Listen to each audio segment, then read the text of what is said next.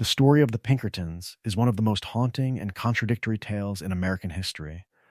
A story of protection and fear, of freedom promised and freedom denied, of men who watched over presidents and then aimed rifles at workers begging for bread. From its humble beginnings in a cramped Chicago office to its shadow stretching over battlefields, railroads, and factory gates, the agency became the living embodiment of a nation at war with itself. At the center of it all sat an eye, wide, unblinking, floating on handbills and letterhead, stamped beneath a simple phrase, "We never sleep." It was a promise and a threat in the same breath, a symbol that could mean safety to a railroad baron and terror to a drifting outlaw or a striking miner. That eye stared out over half a century as the world was changing, as the old ways were dying, and as the line between law and hired power blurred into shadow. This is a story of contrasts in the truest sense. Idealism versus profit, protection versus oppression, freedom versus control. Before there was an FBI or a CIA, there was a private army of detectives and gunmen, answering not to voters or constitutions but to contracts and cash. What happens when the guardians of order are for hire? What happens when loyalty can be bought by the highest bidder, yet still claims a higher philosophy of justice and civilization? It all begins in 1850, with a Scottish immigrant barrel maker named Alan Pinkerton walking the muddy streets of Chicago. From its humble beginnings in that frontier city, his agency grew from watching railroad shipments to guarding the life of Abraham Lincoln himself. Agents slipped through crowds, listened in train depots, and claimed to uncover a plot to kill the president before the Civil War had even begun. In those days, the Pinkertons moved in the glow of an idealistic cause, wrapping themselves in the language of union, abolition, and national survival. But the same network that shielded Lincoln soon turned its gaze westward and inward.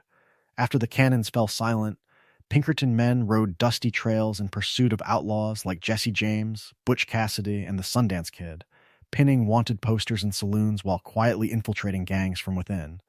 They became a roaming, dangerous family of sorts, a drifting brotherhood of detectives and hired guns whose story threaded beneath presidents, governors, sheriffs, and every lost soul who tried to live outside the law.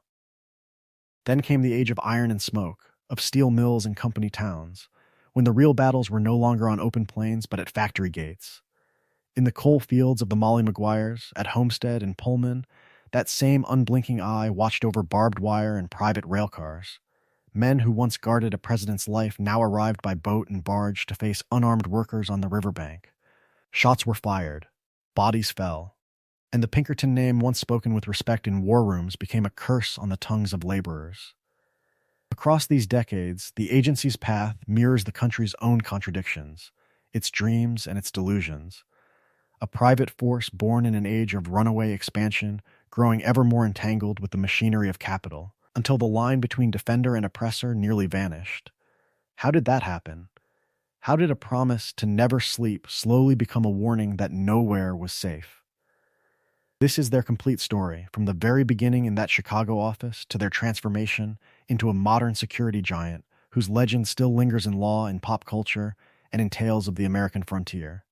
The story begins not with a gunfight on a river or a strikebreaker's baton, but with one man in a quiet grove stumbling onto a counterfeit ring and realizing that the shadows of a new kind of power were waiting to be claimed.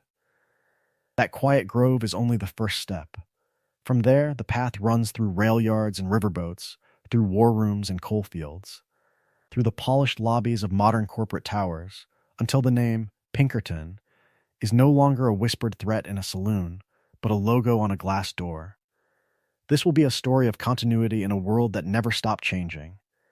From its humble beginnings with a Scottish barrel maker tripping over a counterfeit ring, the tale will move in a straight, steady line, Alan Pinkerton founding his agency in 1850 Chicago, guarding railroads and safes, then building a secret web of informants that would one day shield Abraham Lincoln himself.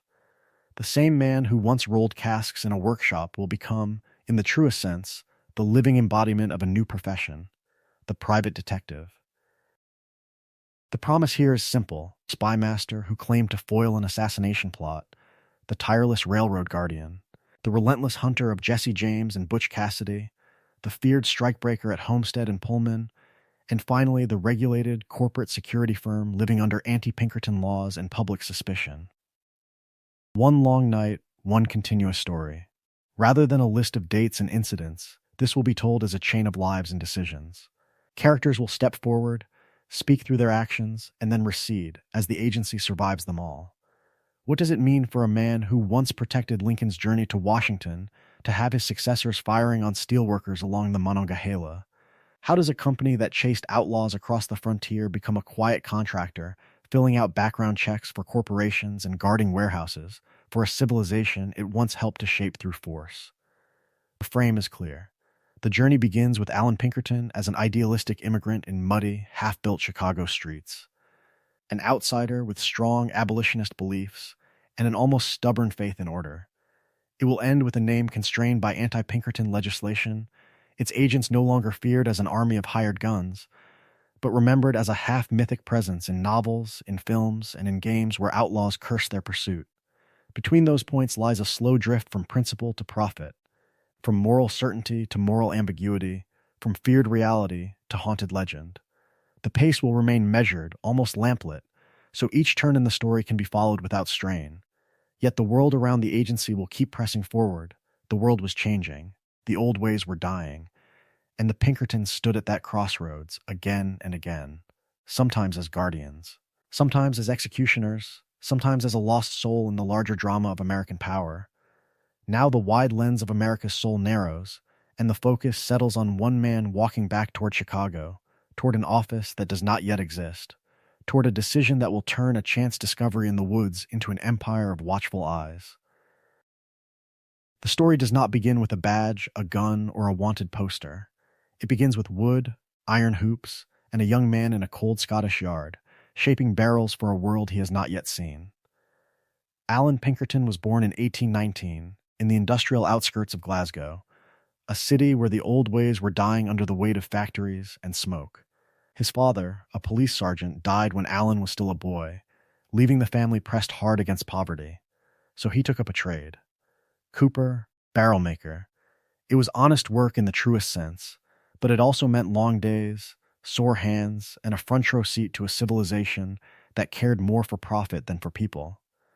From its humble beginnings in that workshop, his life was already a story of tension between order and injustice. Pinkerton fell in with Chartists and reformers, men and women who dreamed of political freedom and broader rights for workers. That idealistic philosophy put him at odds with British authorities, and when the pressure grew, the Cooper chose exile over submission.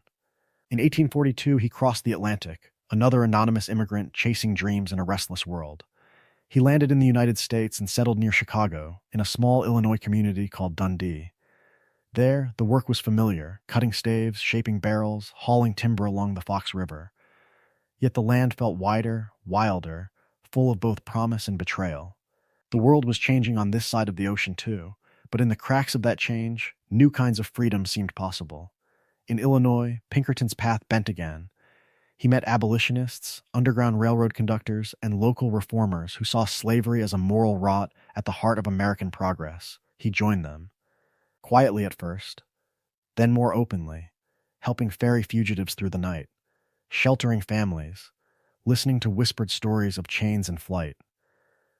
Those nights hardened his hatred of slavery, deepened his suspicion of unchecked power, and taught him that law and justice were not always on the same side. The moment that changed everything did not arrive with fanfare.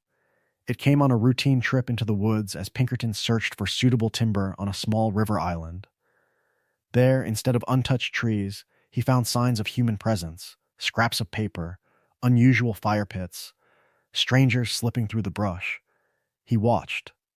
He listened. He noticed details others might have missed, and slowly a picture formed.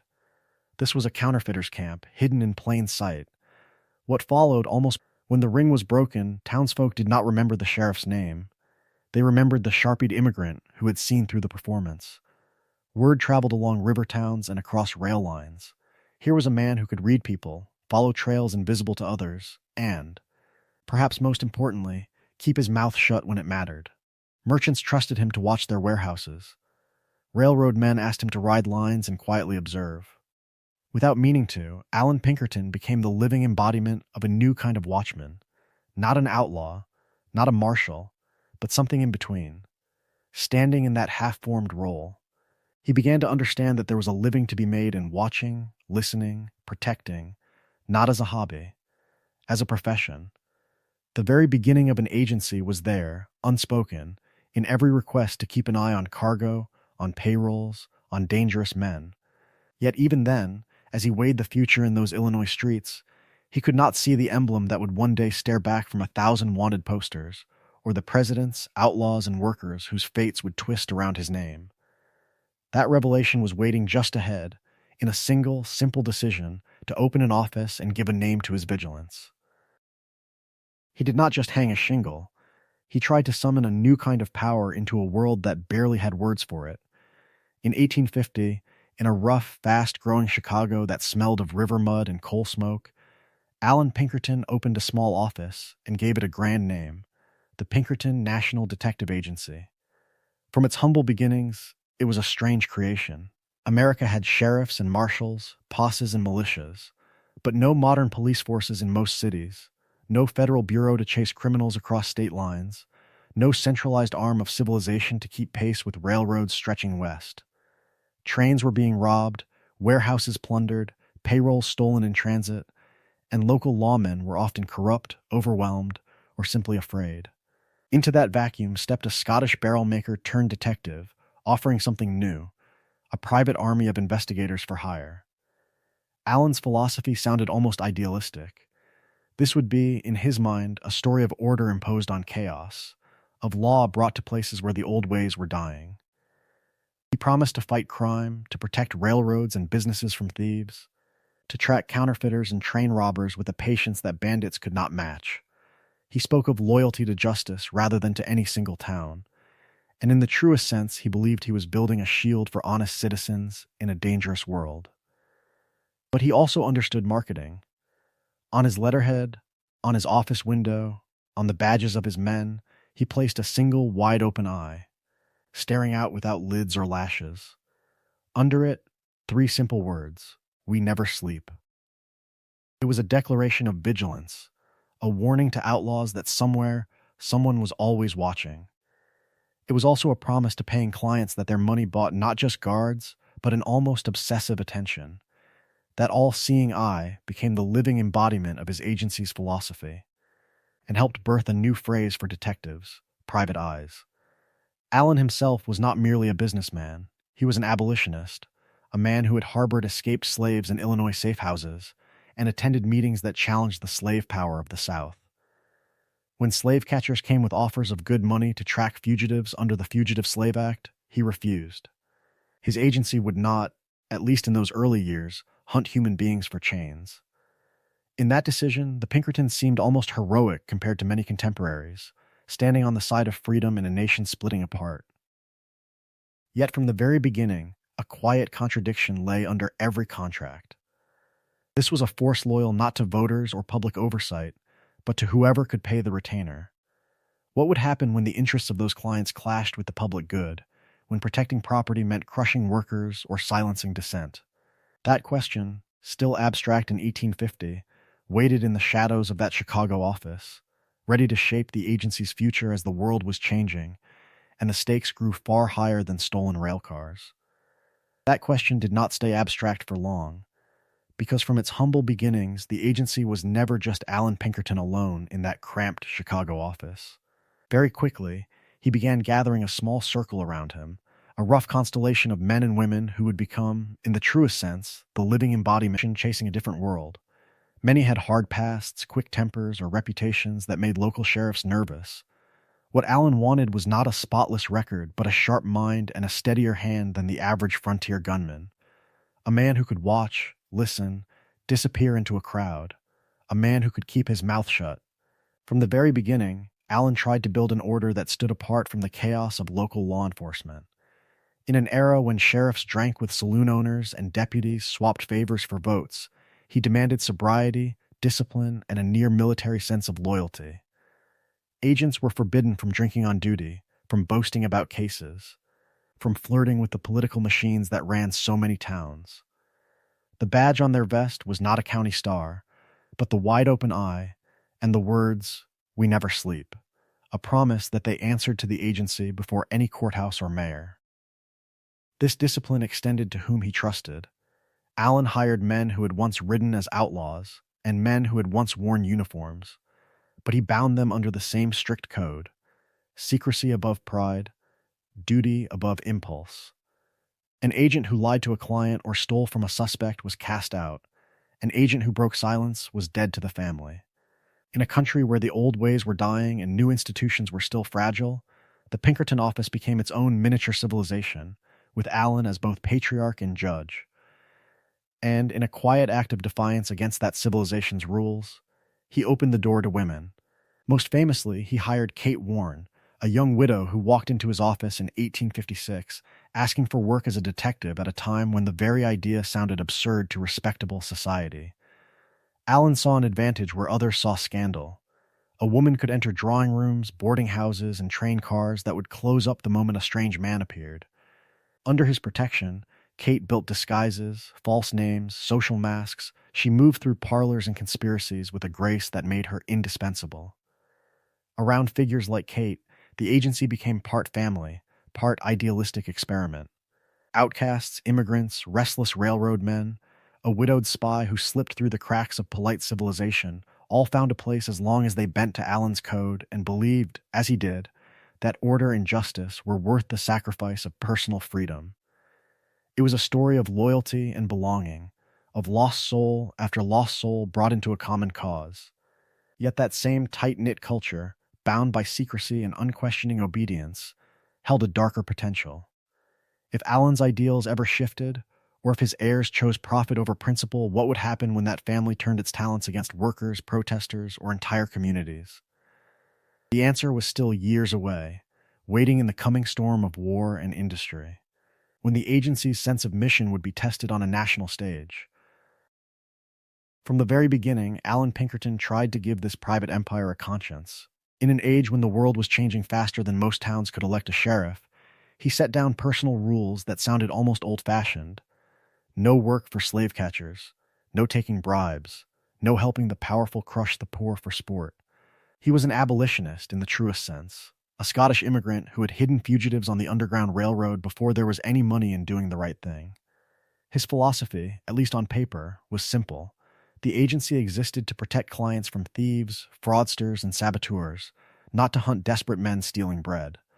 It would be a story of order, not oppression, of law in a landscape where the old ways were dying and justice could be bought for the price of a drink. So he framed his detectives as a bulwark against corruption. In frontier counties where the sheriff answered to the local boss, or where a railroad's enemies mysteriously walked free, Pinkerton offered something new, an investigation that, in theory, stood outside courthouse politics. The wide-open eye of We Never Sleep was meant to be the living embodiment of vigilance, a private answer to public failure. When a bank was robbed or a train derailed, a mayor or a railroad president could summon men whose loyalty, Allen promised, was to the truth and to the contract, not to the saloon crowd or the party machine. But that promise carried a quiet tension. Serving the law and serving a paying client were not always the same thing. Railroads, banks, and insurance companies did not dream about freedom or fairness. They dreamed about property, profit, and control. When a strike halted trains, when sober, above reproach. Yet even in the early decades, that high language provided moral cover for quieter, more unsettling work, shadowing organizers, infiltrating meetings, compiling dossiers on agitators whose greatest crime was asking to be paid on time. Surveillance could be framed as protection. Intimidation could be recast as prevention.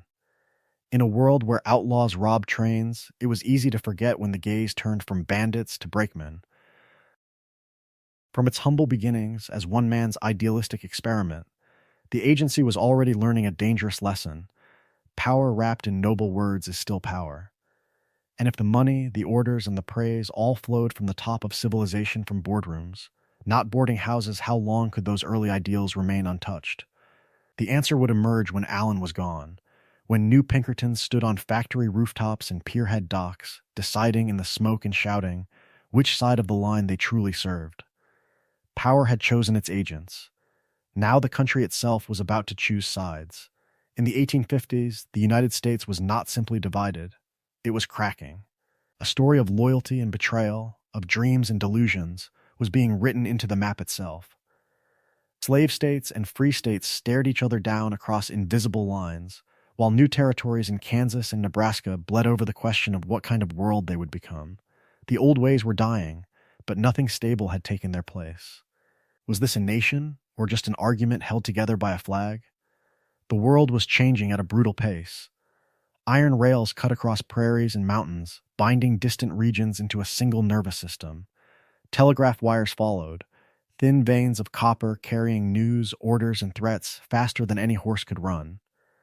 Cities like Chicago, where Alan Pinkerton had built his agency from its humble beginnings, swelled with factories, stockyards, and smoke. Freedom meant something different in each place. The planter's freedom to own human beings, the merchant's freedom to trade, the abolitionist's freedom to end the trade in flesh entirely. Railroads sat at the center of this new philosophy of movement and money. They were arteries of commerce and politics, moving cotton, wheat, soldiers, ballots, and speeches in equal measure. A derailed train was not just a broken machine, it was a broken promise of profit and power. The Pinkertons' early contracts to guard tracks, depots, and payrolls suddenly carried national weight. Protecting a line through Indiana or Pennsylvania meant, in the truest sense, guarding the lifelines of a fragile civilization. Into this tense machinery stepped a tall, angular lawyer from Illinois, riding those same rails.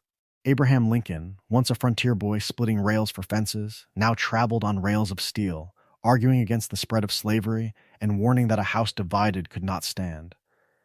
His speeches moved from small town halls to packed city crowds, carried further still by telegraph and newspaper. Admiration followed him. So did hatred. Alan Pinkerton watched this rising storm with a mind already sharpened by abolitionist work. He had sheltered fugitives on the Underground Railroad, letting them slip through his modest home toward the promise of the North. To him, slavery was not a distant policy, it was a daily crime. When railroad executives, anxious about sabotage and political violence, needed a man who understood both secrecy and security, Alan was the living embodiment of that intersection. Long before their hands ever met in a handshake, their worlds were already touching. Lincoln depended on the rails to carry his body and his message. Pinkerton depended on those same rails for contracts, influence, and a chance to shape the fate of the country he had adopted. Was it coincidence or inevitability that their paths would cross in the shadows between stations and statehouses? The stage was set. A fractured nation, a rising politician, and a private detective agency drifting toward the center of history. In the dark corners of rail cars and depots, the first whispers began. Plots, threats, talk of stopping Lincoln before he could ever reach Washington. One lost soul with a pistol on a platform could change everything. And soon, the Pinkertons would be asked to step into that darkness and listen. The request reached Alan Pinkerton not as a grand summons to heroism, but as a worried letter from a railroad man who feared his tracks might become a battlefield. In early 1861, as Abraham Lincoln prepared to travel from Illinois to Washington for his inauguration, Pinkerton's agency had grown into the living embodiment of private security in an anxious republic. Samuel Morse Felton, president of the Philadelphia, Wilmington, and Baltimore Railroad, had heard whispers that went beyond broken rails and burned bridges. Southern sympathizers talked openly of tearing up tracks, blowing tunnels, and stopping the president-elect before he could ever swear the oath. Was this mere bluster, or the first outlines of a plot? Felton hired Pinkerton to find out. The assignment started as protection for iron and timber, but quickly turned toward flesh and blood. Pinkerton dispatched agents along the route, focusing on Baltimore, a city where loyalty to the Union sat uneasily beside fierce Southern sentiment. In taverns, hotel lobbies, and rail yards, the talk was the same. Lincoln was hated, and Baltimore would not greet him kindly. Here, the story narrows to one woman moving quietly through crowded rooms. Kate Warren, Pinkerton's pioneering female detective, traveled ahead under an assumed name, presenting herself as a charming Southern belle with a taste for secessionist company. In parlors thick with cigar smoke and wounded pride, she listened. Men bragged, men boasted, men confided in the stranger who seemed to share their philosophy. According to Pinkerton's later accounts, Warren and other agents heard a chilling scheme when Lincoln changed trains in Baltimore. Forced to transfer in public between stations, armed men would rush him in the crowd and end his presidency before it began. If true, it was an assassination planned in the open, hidden only by arrogance and noise. Pinkerton hurried to Philadelphia, laid his findings before Lincoln's allies, and argued that the old ways were dying. A president could not trust ceremony when civilization itself was cracking. The solution was simple and utterly undignified. Lincoln's carefully announced schedule would be abandoned. His public appearances would be trimmed. He would pass through Baltimore, not as a triumphant leader, but as a quiet passenger in the night. In the truest sense, it became a clandestine operation. Lincoln was persuaded, reluctantly, to submit. On a winter evening, he slipped away from his party, wrapped in a soft cap and shawl rather than a statesman's hat and coat, escorted by Pinkerton and Warren through darkened cars and silent depots. Telegraph lines were watched, routes were altered, and at Baltimore. The feared transfer became a hushed midnight glide under guard. No mob appeared. No gun was drawn. The train rolled on. From the very beginning, critics would argue that the Baltimore plot had been exaggerated, that Pinkerton had spun rumors into a legend. Perhaps the conspiracy was smaller than claimed. Perhaps it was never real at all. Yet perception mattered more than proof. The tale of the secret journey raced ahead of Lincoln's presidency, casting the Pinkertons as his unseen shield, early masters of political intelligence in a fractured nation. A story of loyalty and fear, of dreams of freedom colliding with the threat of betrayal, had lodged itself in the American mind. And once a private agency proved it could guard a president in the shadows, what else might powerful men ask it to do in the years to come? Lincoln's shield soon became Lincoln's shadow. Once the war began in earnest, the Pinkertons stepped out of the railcar and into the battlefield, transforming from presidential bodyguards into the closest thing the Union had to a centralized spy service. From its humble beginnings, chasing counterfeiters and train robbers, the agency was suddenly helping direct armies. The key was George B. McClellan. When McClellan took command of the Army of the Potomac, he brought Allen Pinkerton with him, not as a mere consultant, but as the head of what was called the Union Intelligence Service. On paper, McClellan commanded the troops. In practice, a private detective from Scotland now ran a sprawling network of scouts, couriers, and informants in the truest sense of a national espionage system. It was a story of generals and civilians, of battlefield decisions shaped by reports written in hotel rooms and safe houses. Pinkerton agents slipped behind Confederate lines under false identities, posing as peddlers, drovers, or deserters. They rode through enemy-held towns, counted tents and cannon, and quietly took note of accents, uniforms, and supply trains. Coded messages traveled back through dead drops and trusted couriers, while informants in border cities whispered troop movements in exchange for cash, protection, or the dream of future freedom.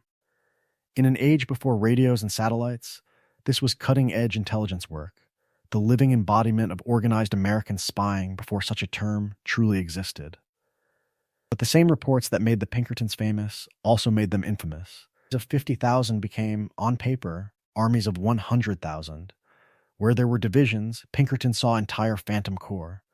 McClellan, already cautious by philosophy and temperament, read those numbers and hesitated. How many Union offensives stalled? How many chances slipped away because a private agency insisted the enemy was larger than it really was? Historians still argue about that. Some see honest error in a chaotic world. Others see a convenient shield for a general who did not want to risk annihilation. Either way, the effect was the same.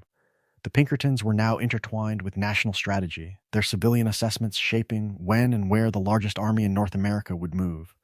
The old ways were dying, and a new vision of war managed through files, interviews, and surveillance was taking root. By the middle years of the conflict, the agency's image had split in two. To Union loyalists and Republican politicians, Allen Pinkerton stood as a patriotic guardian, a man whose loyalty to Lincoln and the cause of Union civilization could not be questioned. To skeptical officers and wary citizens, he was something more unsettling, a private man with private interests, exerting military-level influence without uniform, rank, or public oversight. And beneath it all, the tools of this new power were being sharpened. Surveillance, infiltration, psychological pressure on suspects and informants, who learned that silence could be broken by fear, by promises, or by the quiet threat of exposure. Once honed in war, these methods would not simply disappear when the guns fell silent. The same techniques that hunted Confederate spies would soon be turned inward, onto strikers, radicals, and anyone powerful clients decided was an enemy of order. What happens when a nation's most experienced wartime spies suddenly find themselves without a war, but with a growing market for control in an industrializing world? When the war finally ended, it did not end cleanly. The cannons stopped, the flags were folded, but the country woke up in a strange new world, half relieved, half unmoored. Veterans drifted home with rifles they refused to surrender, with scars no one could see, with a quiet sense that the old ways were dying faster than anyone could understand. This was a story of victory and loss, of freedom won and purpose stripped away in the same breath. Hundreds of thousands of men had learned to march, to shoot, to track, to obey. Now they stood in towns and rail depots, in factory yards and saloons, wondering what to do with all that training and all that resentment. Some found family again. Some found honest work.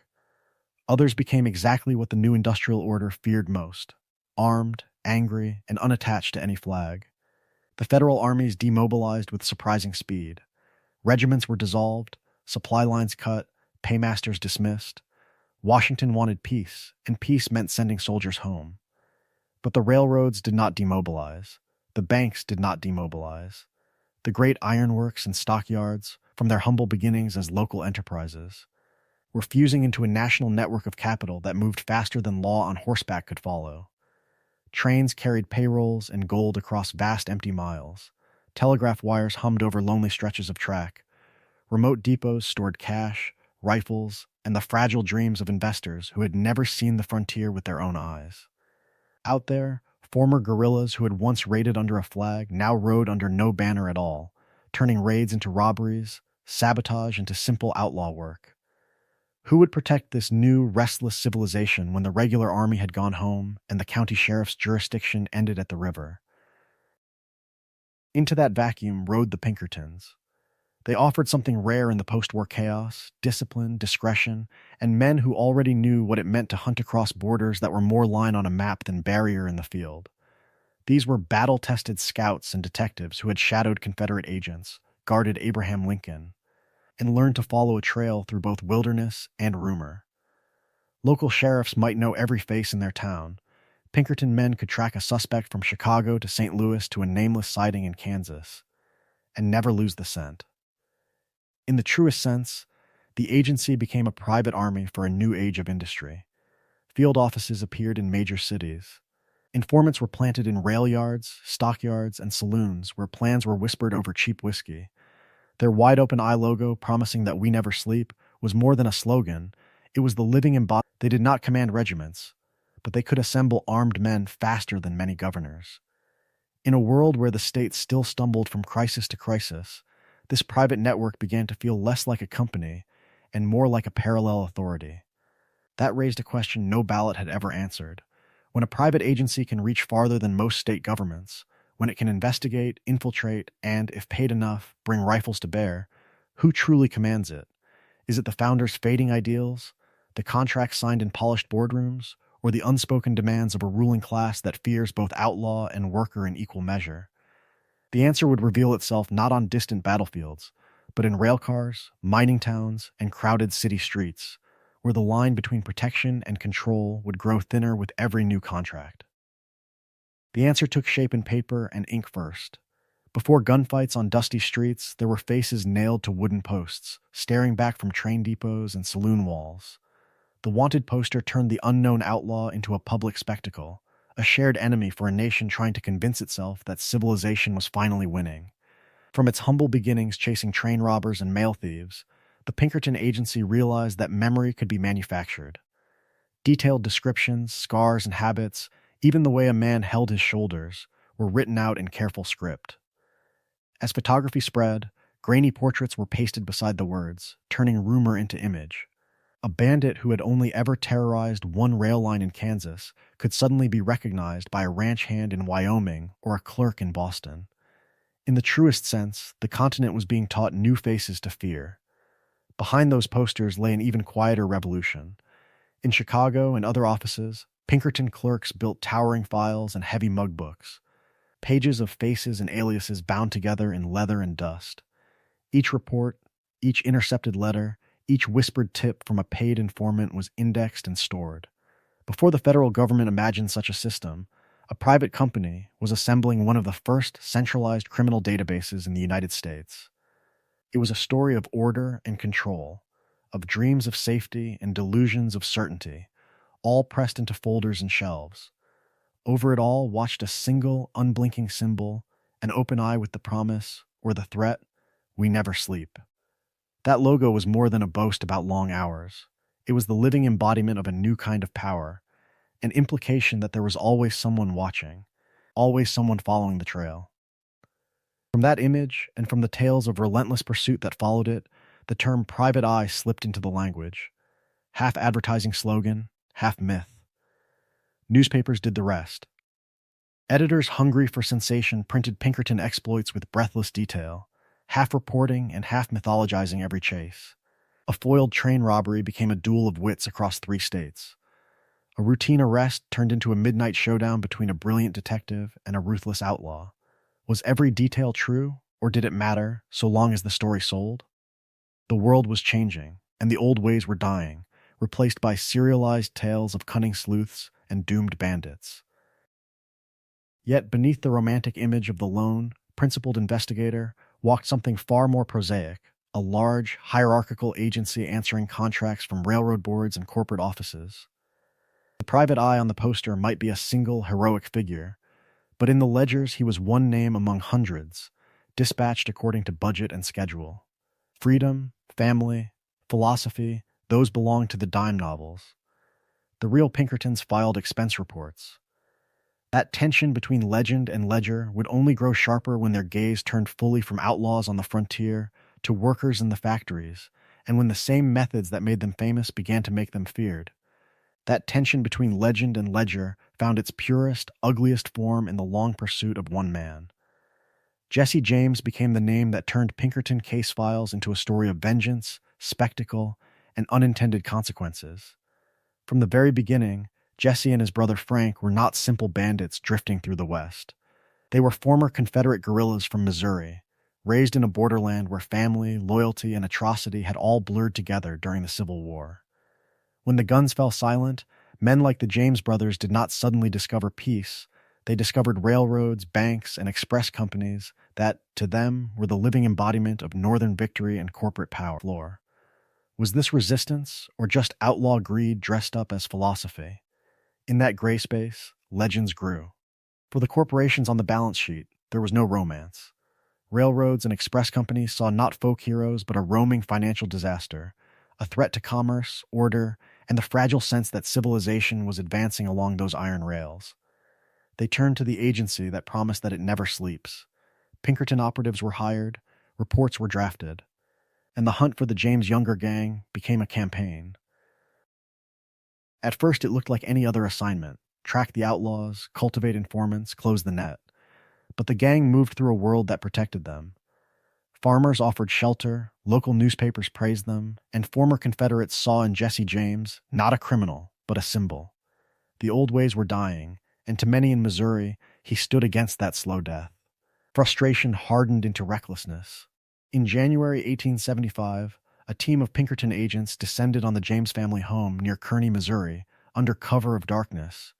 They hurled an incendiary device part bomb, part flare through a window. It exploded inside the house. Jesse was not there. His young half-brother Archie was killed instantly. His mother Zerelda was maimed, her arm shattered and later amputated. The raid was meant to break an outlaw. Instead, it broke public sympathy for the agency. Newspapers that had once run breathless accounts of daring chases now printed outraged editorials about hired detectives attacking women and children. Neighbors who might have quietly tolerated Pinkerton questions now closed their doors. The world was changing, but not in the way the agency intended. In the truest sense, the Pinkertons had won nothing. Jesse James escaped, his legend burnished by blood and fire, while the agency's own reputation darkened. A company built from its humble beginnings on the promise of order had shown how far its justice could go when unchecked. And if a single farmstead in Missouri could turn the public against them, what would happen when their methods were turned on entire communities of workers, not just one outlaw family? That answer was waiting, not on a lonely back road, but at the factory gates. That answer was also waiting hundreds of miles away, along the endless lines of iron that cut across the plains and mountains. The world was changing, and in the truest sense, the frontier itself was being pulled along behind the locomotives, dragged from wilderness into something that called itself civilization. In the years after the Civil War, the West became a fever dream made real. Rail lines leapt across territories faster than territorial governments could form. Towns sprang up overnight around depots and mines, and fortunes in gold, cattle, and land moved in strongboxes guarded by little more than thin wooden walls and wishful thinking. The old ways were dying, but nothing stable had replaced them. Outlaws rode where sheriffs did not exist yet, or where a single badge stood alone against a whole countryside of hunger and ambition. For the great railroads and express companies, this was not a romantic story of freedom. It was a ledger bleeding, trains were robbed between jurisdictions, payroll wagons vanished into canyons, and telegraph lines carried tales of masked riders who seemed to disappear into the very horizon. Local posses could chase a gang for a day, maybe two, before a county line or a mountain range turned pursuit into paperwork. Who could follow an outlaw from Missouri to Wyoming, from a dusty siding in Kansas to a mining camp in Nevada? From its humble beginnings guarding a single line, the Pinkerton Agency became the living embodiment of a different kind of frontier power, private, national, and answerable, not to voters, but to contracts. Railroads hired them to ride shotgun on trains, to escort payrolls through bad country, and to investigate robberies that stitched together half a dozen territories in one continuous trail. Their files began to map the West as thoroughly as any surveyor, not in rivers and ridges, but in aliases, hideouts, and habits. Typical Pinkerton work in the West did not always look heroic. An agent might arrive in a boomtown as a drifter, a gambler, or a ranch hand, nursing cheap whiskey in a saloon while quietly taking note of who paid in fresh banknotes after every train job. Informants on ranches watched which cowboys disappeared for weeks at a time and returned with new saddles and better horses. When a gang hit a train, riders with fresh remounts and relay stations could shadow them across deserts and mountains, trading exhaustion for persistence until the outlaws' freedom shrank to a single canyon, a single one by one. Reno associates were tracked, arrested, or lynched by vigilantes who had quietly been fed information. Was this justice, or a chilling rehearsal for something larger? Because as the years passed, the pattern repeated. Jesse James, the Wild Bunch, nameless bands that never made the dime novels, all found the same relentless, unseen adversary waiting in the shadows of depots and saloons. Yet the frontier could not last forever. As towns became cities and territories became states, the classic outlaw began to fade. But the Pinkertons did not. A company built on hunting bandits for the railroads would soon discover a new enemy standing on the tracks. Not masked riders, but organized workers, carrying banners instead of guns. And when that happened, the line between protecting property and waging war on people would blur in ways that made even the blood on the prairie seem almost simple. Before the Pinkertons turned their gaze to factory gates and picket lines, there was one last great chase in the open air. A story of precision and pressure, of dreams of freedom colliding with a new, tighter world. It did not belong to Dutch van der Linde or Jesse James, but to a different kind of outlaw family, the Wild Bunch. From its humble beginnings in dusty cowtowns and railside saloons, the Wild Bunch looked, at first glance, like every other gang of the era. Butch Cassidy, the affable strategist with an easy laugh. Harry Longabaugh, the Sundance Kid, quieter, faster. The living embodiment of the gunman myth. Around them clustered riders and drifters, men who robbed trains and banks at the very end of the 19th century, when the old ways were dying but had not yet vanished. They were more organized than most, more mobile, and far more deliberate in how they hurt the world that had never made room for them. The Wild Bunch treated robbery almost as a profession.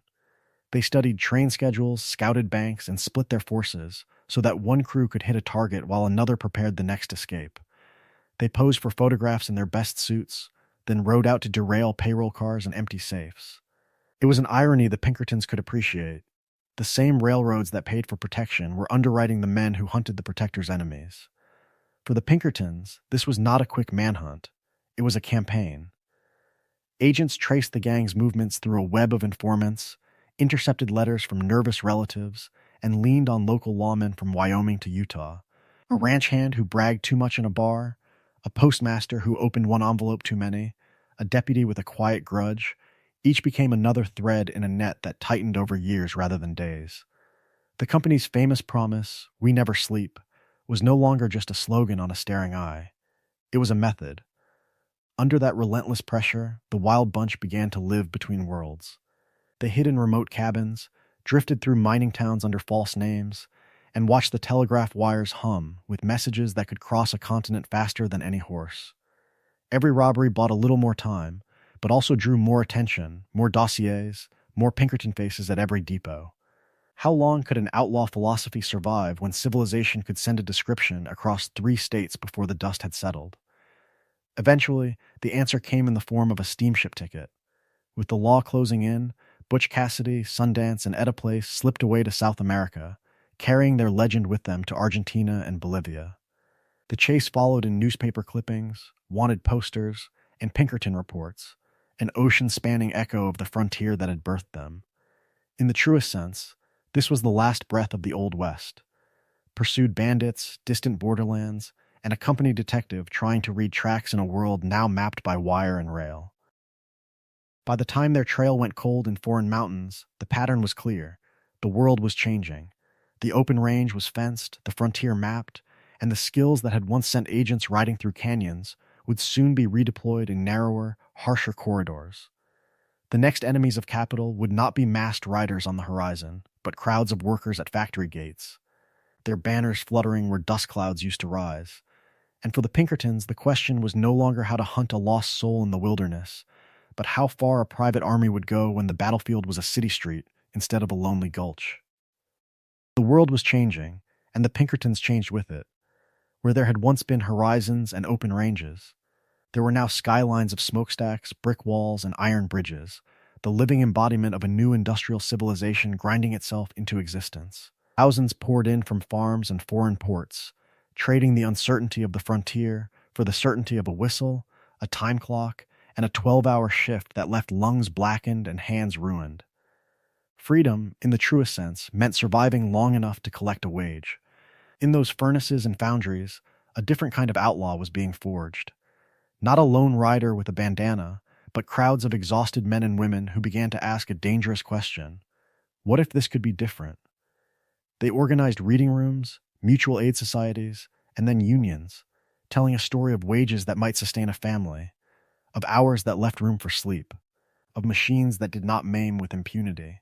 Shorter days, safer conditions, a voice at work. To industrialists, these dreams sounded less like reform and more like rebellion. The old ways were dying for them, too. For the magnates who had once hired Alan Pinkerton to guard railroads and chase train robbers, the greatest threat was no longer a masked gang on horseback, but a strike that could freeze an entire network of tracks or shut down a steel mill in a single morning. A stopped furnace cost more than any derailed mail car. A picket line could bleed a fortune dry. So the philosophy shifted. Corporate clients began to speak of labor leaders in the same breath as saboteurs and bandits, their language turning citizens into enemies, grievances into conspiracies, meetings into plots. The Pinkertons listened, and, case by case, contract by contract, their work turned inward. Less time following trail sign in the wilderness. More time following organizers from tavern halls to rented back rooms. Agents slipped into union meetings under false names, taking notes instead of fingerprints. Others guarded factory gates and escorted strikebreakers, a private army marching between jeering workers and the paymaster's chosen replacements. Intelligence reports that once mapped outlaw hideouts now charted the loyalties of foremen, the temper of neighborhoods, the agitators who might turn a walkout into a citywide stoppage. It was a story of loyalty and betrayal all over again. Only now the lines were harder to see. The same agency that had once protected Abraham Lincoln's secret journey to Washington was now hired to face down American workers demanding the bare minimum of dignity. When the men who saved a president stood opposite men who poured the steel for his statues, whose side of history did that place them on? And in the next great showdown between capital and labor, how far would this private army be willing to go? The answer came in the coal fields. If the steel mills were loud and visible, the next chapter of Pinkerton lore unfolded underground, in the dark, where men coughed black dust and died early. In the anthracite country of Pennsylvania, the Molly Maguires were whispered about more than seen. a secretive brotherhood of Irish coal miners and their allies. They were accused of being the living embodiment of old-world agrarian terror, reborn in the New World. From its humble beginnings in rural Irish resistance, the name Molly Maguire crossed the ocean with immigrants who found that the world was changing, but their place in it had not. They faced deadly mine explosions, collapsing shafts, company housing, and company stores, all while being treated as expendable outsiders in a rigid hierarchy of ethnicity and class. To mine owners and railroad barons, this was not a story of suffering, but a story of disorder. Sabotaged equipment, threatening letters, shootings in the night, every grievance, every act of defiance, real or rumored, was hung around the neck of the Mollies. Struggling between freedom and civilization as the companies defined it, the miners organized, struck, and sometimes lashed out. Management answered not with compromise, but with detectives. The Pinkertons were called in as if they were a private army marching into enemy territory. Alan Pinkerton assigned a young agent named James McParlin, who would become, in the truest sense, a lost soul between two worlds. Under an alias, McParlin descended into the coal region, took a boarding house room, drank in the same bars, joined the same secret meetings. For years, he lived as a fellow worker, a supposed conspirator, blurring the line between observer and participant. How much did he merely record, and how much did his presence shape the very plots later described in court? When the arrests finally came in the 1870s, McParlin emerged from the shadows and stepped into the witness box. His testimony, paired with Pinkerton-gathered letters and informant tales, became the spine of multiple trials. Prosecutors painted the Molly Maguires as an organized outlaw conspiracy, a hidden government of terror ruling the mines. Defense attorneys argued the evidence was thin, the juries biased, the entire proceeding poisoned by ethnic hatred and corporate pressure, the verdict than any coal seam. Here the chilling dynamic crystallized. A private detective agency had embedded itself inside a desperate community, steered narratives in courtrooms, and helped send men to the gallows. The old ways were dying, and in their place rose a new philosophy of order, enforced not just by sheriffs and soldiers, but by hired investigators whose loyalty flowed upward to capital, not sideways to neighbors. The Molly Maguires case set a template, real or imagined, that would haunt labor history. From that moment on, every union hall, every strike meeting, every whispered plan carried a question. Was there a Pinkerton in the room? The agency became a story of ghostly presences inside movements for dignity, forever blurring the line between investigation and provocation, and this was only the beginning of that long, uneasy relationship. The fear of a hidden Pinkerton in the room was not paranoia, it was procedure. From its humble beginnings chasing counterfeiters and train robbers, the agency had learned a quieter truth. The most dangerous place to stand was not outside the union hall with a gun, but inside it with a friendly smile and a false name. So agents went inside. They rented cheap rooms in boarding houses, took jobs in mills and rail yards, and joined unions as if they were desperate men searching for dignity. At the very beginning, the cover stories were simple: a worker down on his luck, a family to feed, a hatred for the boss. Over time, those stories became an art form, tailored to each town, each trade, each accent. Some agents stayed on the margins, slipping in and out of meetings. Others stayed for years, paying dues, carrying banners, and slowly rising to positions of trust. Once inside, the work was patient and methodical. Names of leaders were written down, then quietly passed along. Speeches about planned strikes, boycotts, or protest marches were summarized in neat reports.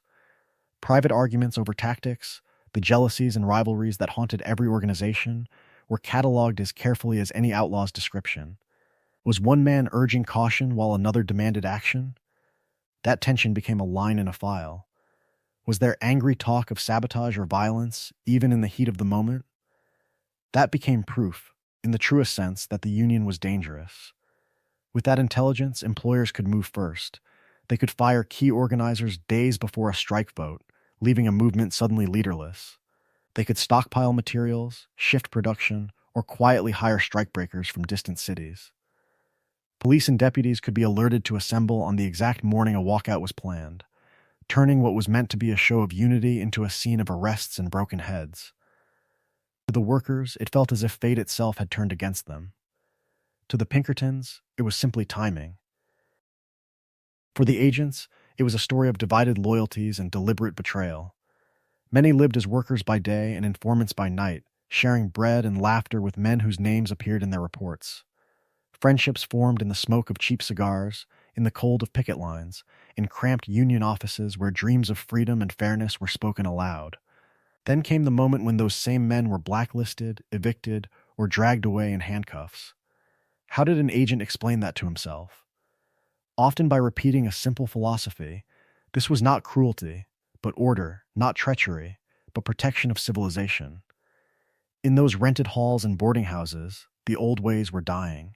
The legendary image of the Pinkerton as the living embodiment of frontier justice chasing Jesse James through canyons, hunting Butch Cassidy across the desert, gave way to a different kind of pursuit, waged in whispers and meeting minutes. The world was changing, and so were its outlaws and its guards. The next battles would not be fought on open prairies, but in boardrooms, courtrooms, and crowded city streets, where information itself became the most valuable weapon of all. That new battlefield had rules, but it also had loopholes. And in those gaps between law and profit, the Pinkerton Agency began to change from a network of quiet detectives into something closer to a private army. From its humble beginnings, chasing counterfeiters and train robbers, the firm discovered a far more reliable client than any railroad or bank: the rising industrial corporations that were reshaping the American world. Steel mills, coal mines, rail yards, packing plants, each one a small civilization of smoke and sweat, held together by long hours and low pay. When workers walked out, forming picket lines and demanding shorter days or safer conditions, managers did litigation, but armed security. Train a few hundred men, hand them rifles and batons, and suddenly the agency was no longer only the living embodiment of the watchful eye. It was muscle. The typical scene became grimly familiar: a factory gate at dawn or the mouth of a mine road at dusk. On one side, rows of workers, many in their Sunday clothes, holding hand-painted signs and shouting, but often unarmed. On the other, a cordon of Pinkerton men in caps or uniform coats, badges glinting, rifles slung, forming a human wall between the strikers and the replacement crews brought in to cross the line. Between those two lines hung more than smoke. Hanging there was the question that haunted the age: whose freedom mattered more, the freedom of men to withhold their labor, or the freedom of owners to break their resistance? Tension did not stay abstract for long. A thrown rock here, a shove there, a shouted insult answered with a jab from a rifle butt. Baton charges to clear a gate. Gunshots, first into the air, then into the crowd. Bodies on the ground, blood on the cobblestones or in the coal dust, and suddenly the local sheriff arrived, then the state militia. Sometimes even National Guard units with artillery in tow.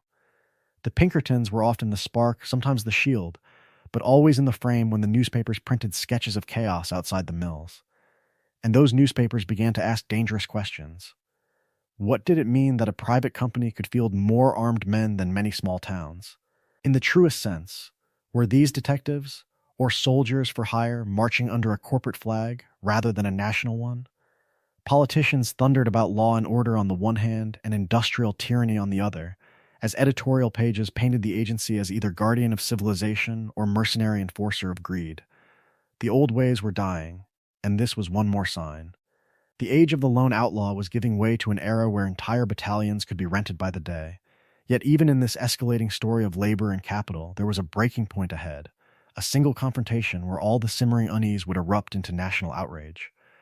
At a riverside steel town called Homestead, the Pinkerton arsenal would meet a community ready to fight back, and the world would decide whether this private army had finally gone too far. Homestead was that breaking point, a river town of smoke and steel, where the promise of industrial progress met the human cost of keeping the furnaces burning through the night. At the Carnegie Steel Works in Homestead, Pennsylvania, the story of the Pinkertons turned from hard men doing hard jobs into something darker. The mill was the living embodiment of Gilded Age power: towering stacks, roaring converters, and men working 12-hour shifts in blistering heat for wages that never seemed to match the danger. When Andrew Carnegie retreated to Scotland, leaving his ruthless manager Henry Clay Frick in charge, the message from the very beginning was clear: profits would come before people. Frick announced wage cuts and tightened discipline, pushing an already strained workforce toward open revolt. The skilled steelworkers, organized under the Amalgamated Association, saw not just a pay dispute, but a fight for dignity, for a measure of freedom in a world that treated them as replaceable parts. They voted to strike.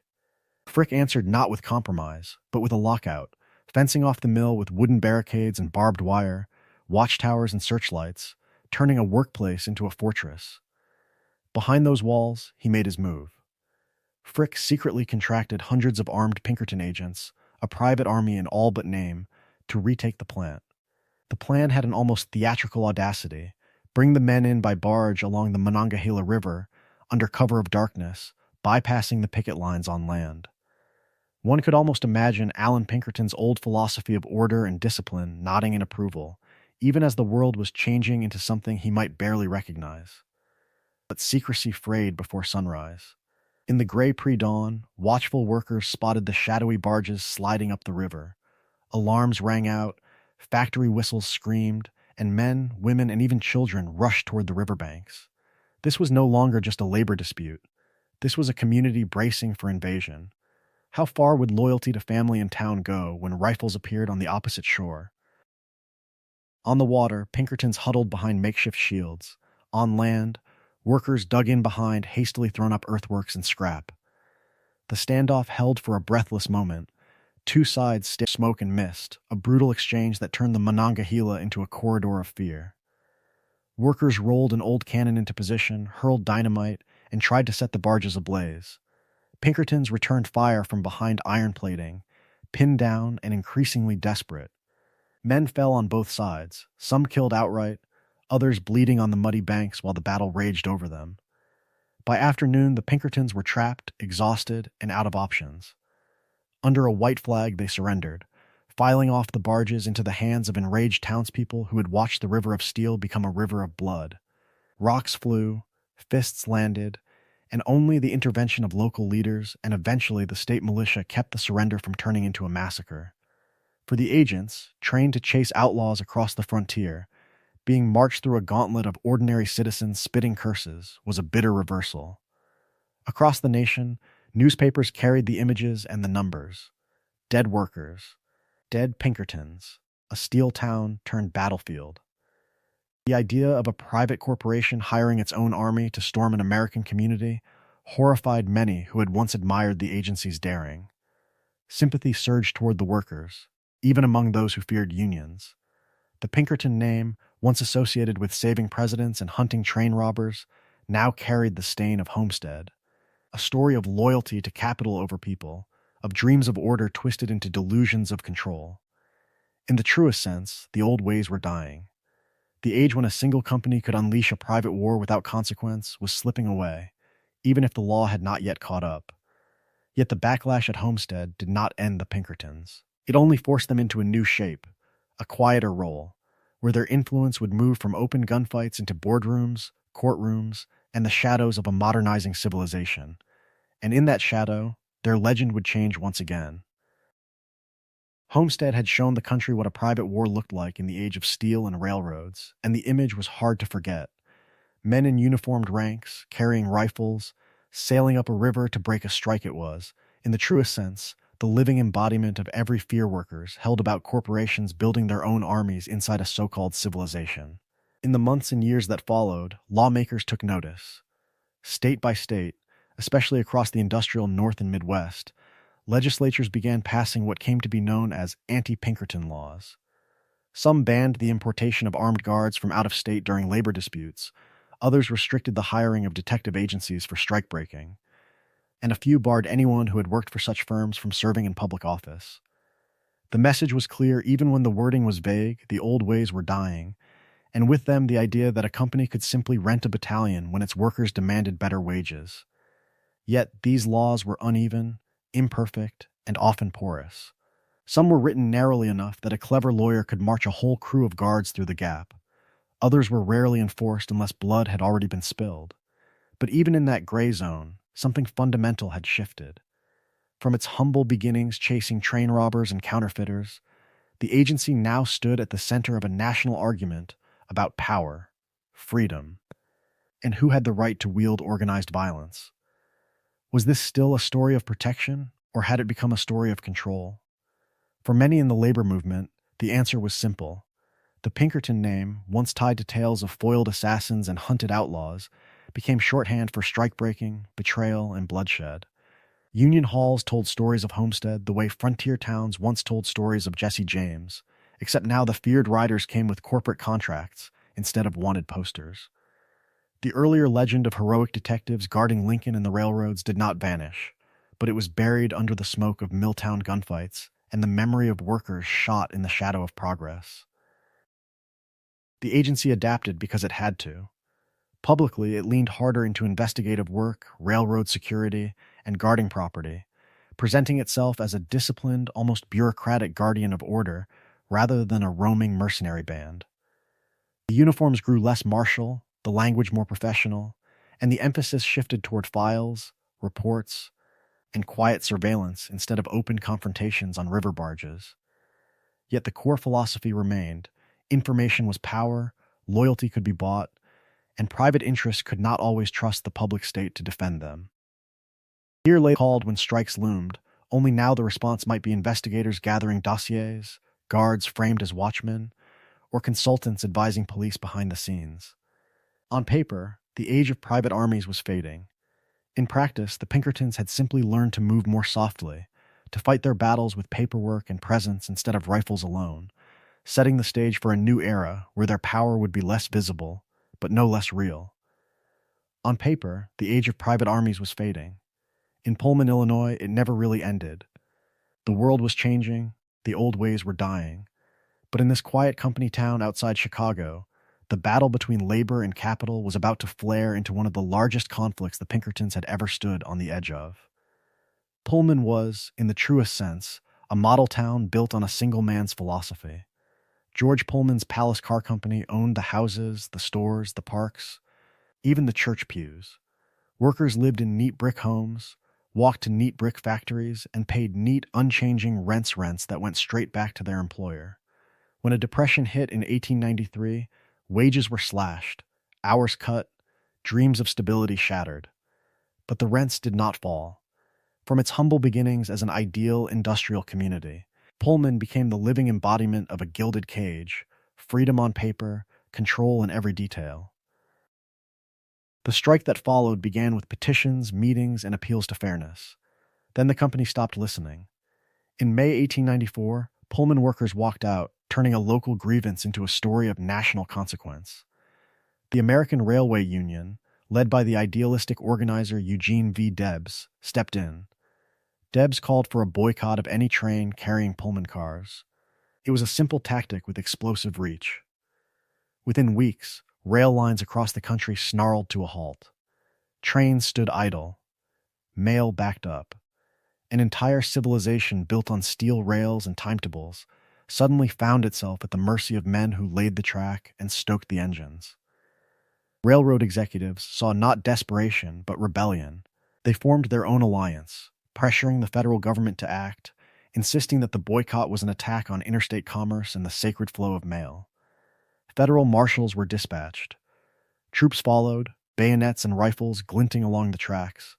At the same time, the companies turned to private guards, hiring men from the Pinkertons and similar agencies to ride the trains, guard depots, and clear the lines of picketers. On paper, they were there to protect property. In practice, they were there to break a strike. Clashes erupted in rail yards and along sidings, a grim echo of Homestead. Stones met bullets, anger met authority, and the balance was never equal. Arrests multiplied. Debs himself was seized for defying a sweeping federal injunction. His loyalty to the boycott recast as contempt for the courts. The strike collapsed under the combined weight of corporate power, federal law, and private muscle. The labor movement emerged bloodied and radicalized, its leaders haunted by the lesson that peaceful appeals could be answered with prison and gunfire. And once again, in the public imagination, the Pinkertons stood firmly on one side of the line, not as neutral detectives, not as wandering outlaws, but as corporate enforcers marching beside soldiers and marshals. Their reputation hardened into a symbol, a watchful eye that never slept, and never seemed to look kindly on workers. The question was no longer whether they served power. It was what that power would dare to do next, and who would be chosen to resist it. For all the headlines and horror stories, the Pinkerton machine was powered by ordinary people in worn boots and threadbare coats. Behind the all-seeing eye, there were men and women who woke up sore, counted their pay, and tried to believe this dangerous work still meant something in a world that was changing faster than they could understand. From its humble beginnings, recruitment had been practical rather than glamorous. Local offices drew in former soldiers who missed the clarity of command, ex-policemen tired of city politics, and ambitious young clerks who wanted more than ledgers and ink. Some were true believers in law and order, some were chasing adventure, some were simply desperate for steady pay. And every so often, a woman stepped through the door, hired as a female operative to go where male agents could not, slipping into boarding houses, kitchens, and sewing rooms where secrets flowed more freely than whiskey. They practiced report writing until their hands cramped, turning overheard conversations and fleeting impressions into neat lines of ink that could be filed, indexed, and sent to Chicago. Observation, discretion, and discipline mattered more than a fast draw. A man who could sit in a saloon for 6 hours, nursing one drink and saying almost nothing, was often more valuable than the loudest gun in the room. Blending in became an art. One week, an agent might pose as a brakeman on a railroad crew, trading stories with laborers around a campfire. The next, the same man might be scrubbed clean, hair oiled back, quietly guarding a railroad executive in a hotel boardroom. It was a story of masks and roles, of moving between outlaw haunts and polished parlors, between freedom on the open road and the tight corridors of rising civilization. To survive, an operative had to be both invisible and unforgettable, leaving no trace in the room yet every detail on the page. Above them, the hierarchy stretched like telegraph wire across the continent. Local superintendents ran small offices with a mix of pride and paranoia, answering to regional supervisors who measured everything in contracts won and cases closed. At the top sat the central leadership, inheritors of Alan Pinkerton's name and philosophy, coordinating railroad protection in the West, strike-breaking details in the industrial East, and high-profile manhunts that could span several states. Orders flowed downward, reports flowed upward, and in between, field agents tried to reconcile the official story with the reality on the ground. Within that structure, a strange sense of family grew. Veterans told tales of Alan Pinkerton smuggling Lincoln through the night, of agents who infiltrated the Molly Maguires and never really came back the same, of comrades killed trailing Jesse James or guarding a strikebound mill. The agency had its own legends, its heroes and martyrs, its whispered stories of loyalty and betrayal. New recruits listened, half inspired, half afraid, wondering which role would be theirs. Yet under the campfire bravado, the work took a quiet toll. Long undercover postings meant living under false names, eating at the tables of men marked as targets, shaking hands with workers who would soon face armed guards.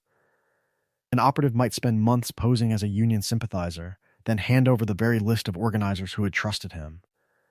Was that justice? Was that delusion? On paper, the mission was clear: protect property, protect clients, protect order. In the field, the lines blurred. Many found themselves hunting not legendary bandits, but frightened miners, hungry rail hands, desperate strikers whose only crime was refusing to back down. Some agents hardened, convinced that any challenge to their employer was a threat to civilization itself. Others grew quieter, more withdrawn, carrying the faces of informants and widows in their memories long after a file was stamped closed. Behind the famous motto, "We never sleep," lay a darker truth. There were nights when sleep did not come easily. The all-seeing eye watched everything, and sometimes, it seemed, it watched the watchers most of all. In the end, life inside the agency was a constant balancing act between duty and doubt, between the dream of being the living embodiment of order and the creeping fear of becoming just another hired hand in someone else's war. And as industrial America marched forward, that war was only going to grow larger, harsher, and far more public. Because for the Pinkertons, the next chapter would not be about chasing outlaws in lonely canyons. It would unfold in crowded streets, factory yards, and steel towns, where the old ways were dying and a new kind of battlefield was taking shape. The new battlefield needed new weapons, not rifles or revolvers, but information, moving faster than any horse and stored longer than any memory. In the truest sense, the Pinkertons began to trade bullets for paper, and the result was an all-seeing machine that felt less human and more inevitable with every passing year. From its humble beginnings as a small Chicago office, the agency grew into a world of drawers, folders, and index cards. Central headquarters held row upon row of filing cabinets, each one packed with dossiers on suspects, former employees, labor organizers, drifters, and any outlaw who had ever brushed against Pinkerton attention. A man could vanish from his hometown and think himself free, yet his name, height, scars, habits, and known associates might already be sleeping in a folder hundreds of miles away, waiting to be awakened by a curious clerk. It was a story of order imposed on chaos, of civilization trying to up and mailed in, then cross-referenced and filed. Patterns emerged, which rail lines were hit most often, which towns quietly sheltered train robbers, which union halls shared the same speakers and pamphlets. Long before federal agencies began building centralized criminal records, the Pinkertons were quietly assembling their own private archive of American unrest. Communication turned those cabinets into a living network. The telegraph, and later the telephone, shrank the continent for them. A robbery in Kansas could be wired to Chicago in minutes. A description of a suspect could be flashed on to Denver, St. Louis, and New Orleans before the dust had settled on the tracks. What did distance mean when a tapped key or a ringing bell could move faster than any posse? For the first time, an outlaw's world was not bounded by county lines, but by the reach of a cable. To protect this growing web, secrecy became a philosophy. Agents traveled under aliases, checked into hotels under false names, and built cover identities as salesmen, drifters, or fellow workers. Messages went out in code, turning plain language into strings of numbers and nonsense words that meant nothing to an eavesdropper and everything to the man holding the key. It was a private intelligence service in all but name, a shadow bureaucracy running parallel to official law. This data-driven approach, this obsession with reports and patterns, foreshadowed the methods that future public agencies, from municipal police to the FBI, would claim as their own. The Pinkertons were the living embodiment of a new age, one where freedom could be limited not just by bars and chains, but by what was written in a file. Over all of it watched that wide, unblinking symbol, the single eye above the words, "We never sleep." It was more than a slogan, more than a clever logo on letterheads and wanted circulars. It was a promise to clients and a warning to enemies. A quiet statement that in a world where the old ways were dying, there would always be someone watching, always another report to file, and never, ever, a truly forgotten man. Yet even an all-seeing eye can be pointed in a particular direction. The real question was, who would decide where it looked next? In the end, the question of where the eye turned was never abstract. It was a matter of badges, paychecks, and who stood beside whom when the guns came out. The Pinkertons were not police officers, yet they moved through the same world of warrants, manhunts, and midnight knocks on the door, an agency forever between law and civilization, between public oath and private coin. From its humble beginnings chasing counterfeiters and train robbers, the agency learned to move in step with sheriffs, marshals, and federal officials. A county sheriff might have 3 deputies and a tired horse. Pinkerton could arrive with a dozen armed men, case files, and a telegraph trail stretching across half the continent. In the Jesse James pursuit, in the long hunt for Butch Cassidy and the Sundance Kid, their agents rode alongside local posses and U.S. Marshals, sharing intelligence, swapping leads, and presenting a united front that made outlaws feel hunted by a single, relentless machine. On paper, the sheriff answered to voters and the marshal to Washington, while the Pinkerton man answered to a contract. In practice, the lines blurred. Reports were shared, arrests were coordinated, and newspapers praised the agency as the living embodiment of modern law and order, a private force that made the young republic feel bigger, more connected, more capable. Before there was a federal bureau with national reach, this was, in the truest sense, a story of a private power filling a public gap. Yet the same men who shook hands with judges could arrive in another town as hired muscle for a steel company or a railroad baron. That was where the pattern broke, and the badge on the belt meant something very different. During the Coal Wars in Pennsylvania, in the Molly Maguire's investigations, Pinkerton detectives infiltrated immigrant communities, gathered names in secret, and helped deliver convictions that many saw as the triumph of capital over desperate workers. In the Homestead Strike of 1892, barges full of armed Pinkertons floated up the Monongahela River under cover of darkness, only to find an entire town waiting on the shore. The world was changing, and now two forces met that both claimed to defend order: elected officials and hired guards, citizens and contractors, all pointing guns at one another. It was almost a grim joke, two sides of the same industrial age trying to arrest each other at once. Local sheriffs sometimes refused to deputize Pinkertons, saw a private army beyond direct public control. Populist politicians saw an emblem of betrayal, proof that the dreams of common folk could be bought and broken by distant money. Beneath all the legal arguments ran a quieter, more unsettling question.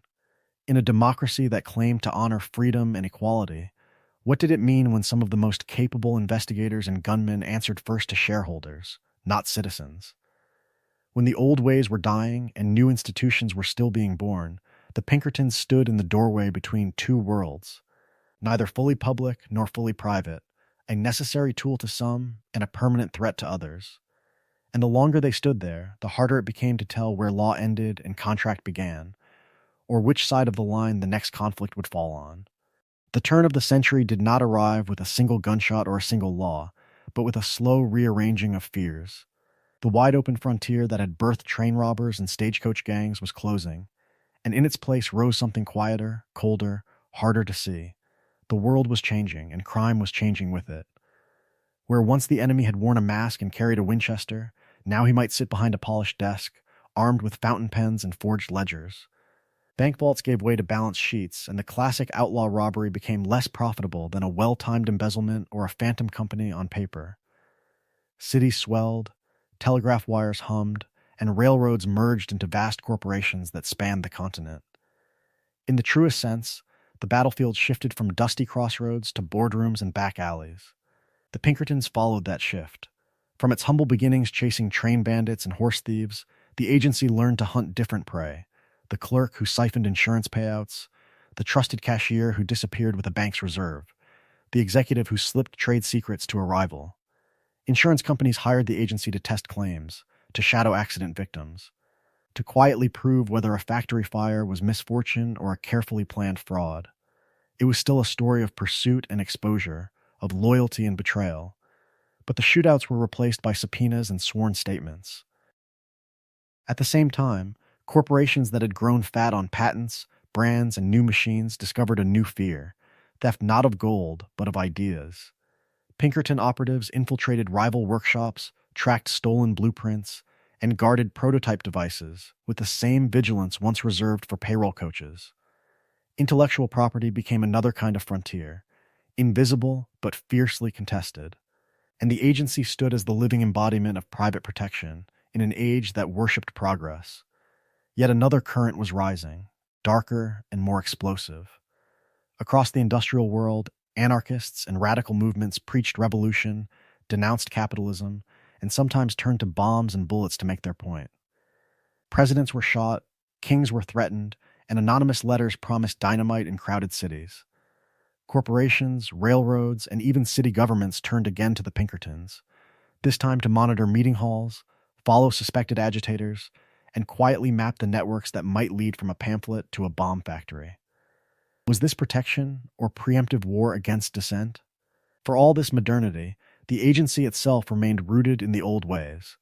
Human intelligence, patient surveillance, informants in saloons and boarding houses, thick paper files locked in iron cabinets, these were still the tools of choice, even as fingerprints and new scientific methods began to tempt public police.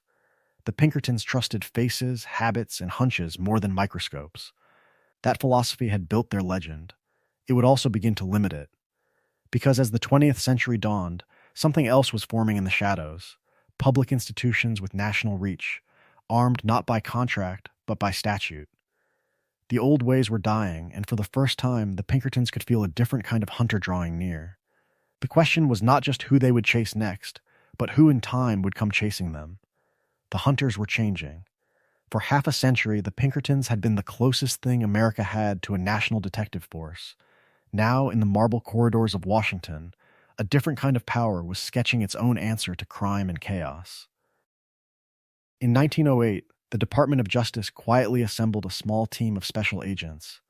It was modest at first, almost an experiment, But from its humble beginnings, this Bureau of Investigation would grow into the Federal Bureau of Investigation, the living embodiment of the state's desire to bring. From the very beginning, that shift cut into the Pinkertons' world. Cases that once would have gone to private detectives, interstate frauds, complex train robberies, anarchist plots whispered about in factory towns, now had a rival claimant. The federal government had watched the age of outlaws, watched labor unrest and bombings, and decided that national security could no longer be outsourced. Why pay a private army when a federal one could be raised, disciplined, and legitimized by law? Slowly, the balance of prestige began to tilt. High-profile investigations into espionage, interstate kidnapping, and organized crime started drifting toward the Bureau. The old ways were dying. The era when a railroad baron or a president would instinctively reach for the Pinkertons was giving way to a world of subpoenas, federal warrants, and agents whose badges carried the weight of the entire republic. A story of loyalty and betrayal, of dreams and delusions, was playing out not just in outlaw camps but in the paperwork of Washington. Yet the Pinkertons were not swept aside overnight. They still held advantages that no fledgling bureau could match: decades of fieldcraft, a web of informants stretching from mining camps to stockyards, and deep, almost familial ties to the great corporations of the age. When a steel magnate feared sabotage, when a railroad worried about dynamiters, when a bank wanted quiet surveillance on a troublesome organizer, it was often the familiar eye of "We Never Sleep" that appeared on the contract. The competition did not erase them, it forced them to choose. Under that pressure, their focus narrowed. Instead of chasing the next Jesse James across half a continent, more agents were assigned to guard company vaults, protect executives, and monitor restless workforces. The story shifted from frontier manhunts to factory gates and boardrooms, from chasing legendary outlaws to watching clerks and machinists file in at dawn. Was this progress, or a different mask on the same old fear? Symbolically, the change was profound. Once, the Pinkertons had stood as the unofficial national police, a private but pervasive presence haunting the edges of every major scandal. Now they were one player among many in a crowded field of law and order, their legend competing with government badges, municipal forces, and a growing maze of regulations. The world was changing, and in that new world, the great detective agency that had hunted lost soul and presidents, would-be killer alike, had to accept a humbler place. But competition did not make them gentler. It made them more specialized, more corporate, and in the next phase of their story, that specialization would drag them ever deeper into the bitter wars between capital and labor.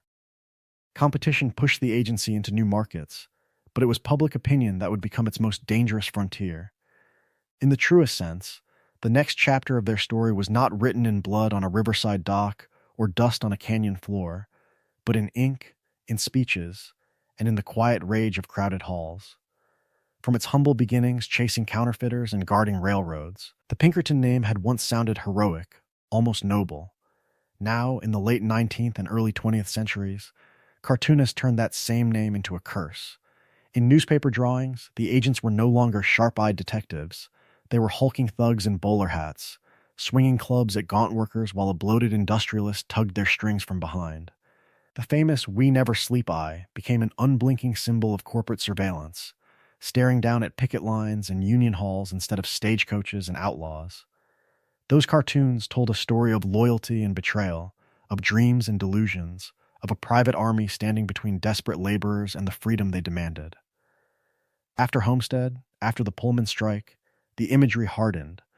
Pinkertons were drawn pouring off barges like an invading force, rifles in hand, while families fled tear gas and gunfire. The world was changing, and the old ways were dying. The heroic manhunter of dime novels gave way to the sneering mercenary of the editorial page. Labor leaders seized that image and sharpened it. In union halls and on courthouse steps, fiery speakers invoked the Pinkertons as shorthand for everything cruel in modern civilization. One word conjured strikebreakers firing into crowds, spies infiltrating meetings, and blacklists passed quietly from office to office. Populist politicians echoed them, thundering about Pinkerton rule and government by hired gun, turning a private company into the living embodiment of corporate tyranny. Was there a faster way to win a working-class crowd than to promise they would never again face those detectives across a barricade? Clients, probing the use of undercover agents and unions, the importation of armed men across state lines, the quiet commerce of espionage against citizens who had broken no law. In those hearings, the agency's philosophy of order at any cost sounded less idealistic and more chilling. Yet the verdict was never unanimous. Business owners, railroad presidents, and conservative newspapers praised the same actions others condemned. To them, Pinkertons were guardians standing between fragile order and chaos, between capital and what they saw as mob rule. Editorials lauded their efficiency, their discipline, their refusal to bend when crowds surged and stones flew. Was it really tyranny, they asked, if a company defended its property when the state seemed too weak or too hesitant to act? By this point, the Pinkerton brand carried a dual legacy that could not be untangled. Admired by some, feared or hated by others, the agency became a mirror for a divided world, reflecting every argument about power, labor, and the limits of freedom. In a story of progress and backlash, of order and rebellion, the name Pinkerton no longer belonged only to the detectives themselves. It belonged to the court of opinion, and that court was far from finished with them. But while the arguments raged in newspapers and courtrooms, something quieter was happening inside the agency itself.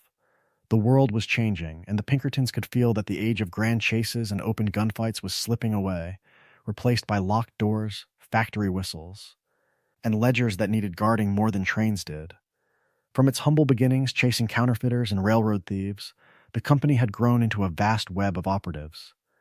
Now, in the early and mid-20th century, that web wrapped itself around factories, warehouses, and office towers, instead of boarding trains with warrants in their pockets. Pinkerton men stood at loading docks with clipboards, checked doors along night patrol routes, and watched over the new cathedrals of American industry as the country slept. A story of ambushes and posses turned, almost imperceptibly, into a story of watchmen and time clocks. The shift was gradual but relentless. As federal agencies expanded and public law enforcement professionalized, the Pinkertons' famous manhunts became rarer, their strike-breaking contracts more controversial, their outlaw hunting days increasingly out of step with a civilization that wanted order without spectacle. Corporate clients did not ask for posses, they asked for access control, for loss prevention, for someone to check IDs at the gate and make sure the night shift stayed uneventful. The old ways were dying, and with them went the romantic image of the secretive detective slipping into a saloon to question an informant. In their place came routines. Guards in standardized uniforms, badges polished and caps squared, standing post at factory entrances that roared by day and fell eerily silent by midnight. Written procedures replaced improvisation.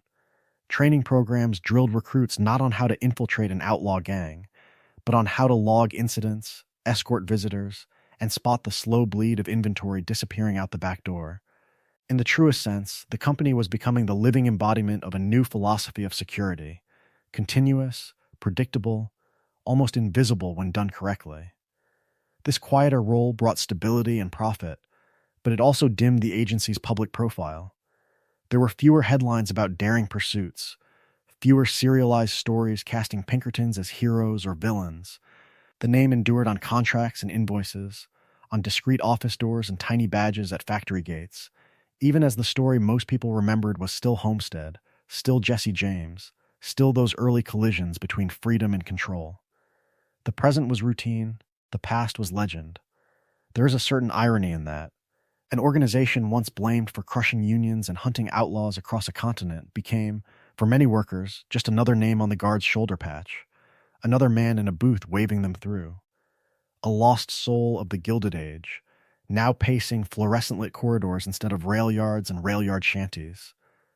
How does a symbol of national drama fade into background noise? And what happens to all those old shadows when the spotlight moves on? The next chapter of the Pinkerton story would answer that in unexpected ways. The law did not forget those shadows. Even as the Pinkerton name slid from front-page scandal to quiet contracts and fluorescent corridors, legislatures began carving its outline into statute books, turning public outrage into railroads, banks, and presidents. But by the 1890s, after Homestead and the Pullman strike, that shield looked to many citizens like a private army. So Congress moved. In 1893, in the wake of bloody clashes and headlines filled with the word Pinkerton, the federal government quietly passed a statute forbidding it from hiring any employee of the Pinkerton Detective Agency or similar agency. No more federal Pinkerton contracts, No more official tolerance for a rented army in national service. Behind that dry language lay a very specific fear. If the state could simply borrow a corporation's gunmen, what good were elections, juries, or constitutional rights? Lawmakers had watched armed detectives cross state lines, break strikes, and fire on workers in the name of private profit, then step back behind corporate walls. The intent of the new law was simple but profound: prevent the government from outsourcing its monopoly on legitimate violence to an outfit that answered not to voters, but to clients. States followed the federal lead, each with its own flavor of anxiety. Some banned the importation of armed guards in times of labor unrest. Others restricted large private detective firms from acting as de facto militias. The world was changing, the old ways were dying, and there was a growing belief that an industrial democracy could not survive if corporations could summon battalions at will. Was this about one company, or about the deeper philosophy of who should hold power in a modern world? Over time, those anti-Pinkerton statutes settled into the background, quoted in law books, cited in court cases, occasionally dragged back into the light when new forms of private force appeared. When debates flared over security contractors in foreign wars, or heavily armed private guards on domestic soil, lawyers still pointed to that 1893 act as a warning from the very beginning of the corporate age. It did not always control outcomes, but it always haunted the conversation. There is a strange symbolism in all of this. An entire category of law, informally named after one company, turned a single detective agency into the living embodiment of a boundary line. On one side, public authority; on the other, hired guns. Even as the Pinkertons rebranded, diversified, and tried to leave the image of strikebreakers behind, their legal shadow kept shaping how Americans thought about freedom, order, and the dangers of an outlaw market for violence. And in the years to come, that shadow would collide with new technologies, new fears, and a darker question: what happens when the badges, the guns, and the data all belong to someone else? Power never really disappears, it just changes its paperwork. As the 20th century rolled forward and the old frontier myths faded into sepia, the Pinkerton name did not ride off into the sunset. It learned to sign new contracts. From its humble beginnings chasing railroad thieves and guarding presidents, the agency drifted into a quieter, more corporate world. The great labor wars cooled, federal agencies expanded, and the very idea of a private army answering to shareholders began to unsettle a civilization that claimed to value public law over hired guns. The world was changing, and the Pinkertons had a choice: adapt, or become an artifact in a museum display about the bad old days. They adapted through mergers and rebrands, through boardrooms instead of bunkhouses. In the late 20th century, Pinkerton's old detective agency became just one asset in a growing constellation of security firms, eventually being acquired by the Swedish group Securitas AB. The famous all-seeing eye that once watched over railroad depots now appeared in glossy corporate brochures and PowerPoint decks. A story of posses and telegraphs turned into a story of subsidiaries and quarterly reports. This new Pinkerton was, in the truest sense, a global operation. Instead of a few hard men riding train lines across the Midwest, thousands of employees managed security in airports, office towers, oil fields, and data centers from North America to Asia. Their clients were not lone magnates in top hats, but sprawling multinational corporations, insurance giants, and tech companies wrestling with cyber attacks and supply chain chaos. The outlaw threats had changed names: ransomware gangs, political kidnappings, industrial espionage. The services changed too. Where agents once slipped into mining towns to spy on union organizers, modern Pinkerton teams offered corporate risk assessments, executive protection, and crisis management. One era's undercover detective in a saloon became another era's analyst poring over spreadsheets of threat indicators, different. Encrypted emails instead of coded telegrams, surveillance cameras instead of wanted posters. Yet through all the restructurings, something stubborn endured: the name, the logo, the quiet pride in being the living embodiment of a company that had guarded Lincoln and hunted Jesse James. Training manuals mentioned traditions of vigilance. Office walls sometimes carried old photographs of stern-faced agents in bowler hats. It was heritage as branding, history repackaged as a promise of competence. And beneath that branding, a tension lingered. The modern Pinkertons were not the same men who marched into Homestead or broke the Pullman strike, yet they still traded on a name heavy with loyalty and betrayal, with dreams of order and the delusions of perfect control. Was this continuity a tribute or a warning? As the 21st century unfolded, that question would only grow sharper, especially in a world where private security, public power, and digital surveillance kept drifting closer together. The old ways were dying, but the badge, in a different form, remained. The old ways were dying, but the badge, in a different form, remained. And as the real agency settled into paperwork, contracts, and quiet security posts, another Pinkerton was being born somewhere else entirely, on cheap paper, in crowded theaters, and in the flicker of early film. From its humble beginnings in the 1860s and 1870s, the dime novel industry discovered that detectives sold almost as well as outlaws. In a world hungry for stories of freedom and order, of civilization pushing against chaos, authors began to sketch heroic sleuths with familiar names and even more familiar methods. Some bore the Pinkerton name outright. Others were inspired by the agency and everything but the legal details. But the message was clear. This was a story of tireless guardians chasing evil across a restless continent. Those tales did not merely recount cases. They inflated them. A simple tailing job became a breathless midnight chase over rooftops and rattling train cars. An agent's change of clothes turned into a labyrinth of disguises, with mustaches, accents, and false identities piled one atop another, until the detective was the living embodiment of cunning itself. Real manhunts for bandits, swindlers, or railroad thieves were blended with pure invention, stitched together into long serialized arcs that promised one thing above all: the detective always sees through the lies in the end. In the truest sense, these dime novels were early propaganda, even when the authors never met a single agent. They translated dry case files into a philosophy of relentless pursuit, of loyalty to order no matter the cost.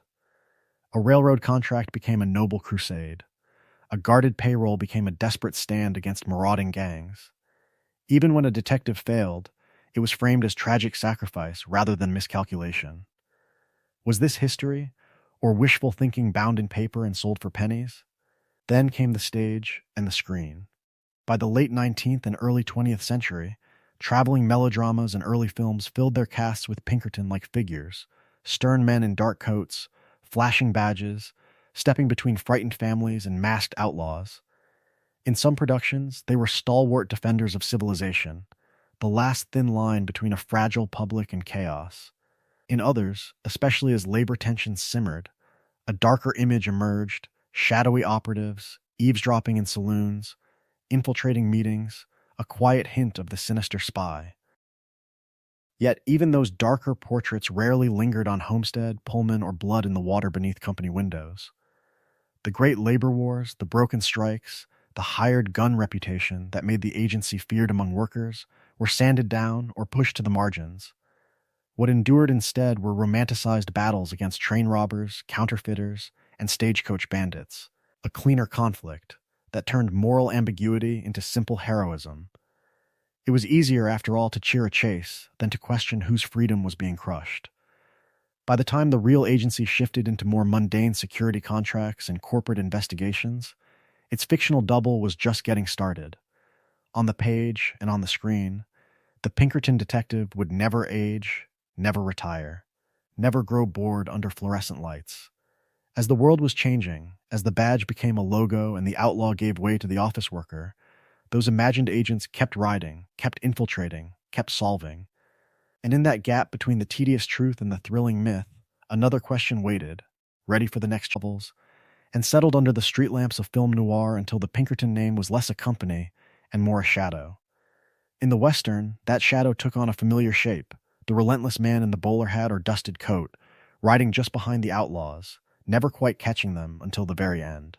From its humble beginnings in dime novels about Jesse James and Butch Cassidy, the Pinkerton agent became the living embodiment of civilization chasing freedom, of order hunting the last wild dreamers across the plains. Sometimes he was noble, the only barrier between a terrified town and a brutal gang. Sometimes he was ruthless, a hired gun for the railroads and the banks. But he was always implacable. He never stopped. That image did not vanish when the horses did. It simply traded the saddle for a trench coat. In the truest sense, the hard-boiled private detective of noir is a city-bred echo of the old Pinkerton operative, working the alleys instead of the canyons, chasing blackmailers instead of train robbers. Cynical, observant, living in the cracks between law and crime. This new detective kept the same uneasy philosophy. Justice, if it came at all, came second to the job. Was he a guardian, or just another man selling his gun and his silence to the highest bidder? The tropes followed him from the frontier into the fog. The detective with a personal code that no employer can quite buy. The client with secrets that turn a simple case into a descent. The blurred line between justice and employment, between loyalty and betrayal, where every act of protection might also be an act of quiet corruption. These were not inventions from nothing. They were reflections of an agency that guarded Lincoln, hunted outlaws, and broke strikes, all under the same wide-open eye that claimed it never slept. Sometimes the name appears outright, as in stories that send agents after the James Younger Gang or the Wild Bunch, or in games where a Pinkerton badge becomes a small metal prophecy of doom. Other times it moves unseen, informing the way a shadowy agency hires a detective in a Hammett tale, or how a nameless firm sends a man into a company town in a modern Western. Even when the word Pinkerton is never spoken, its ethos lingers in the background, a story of hired investigation turned private empire.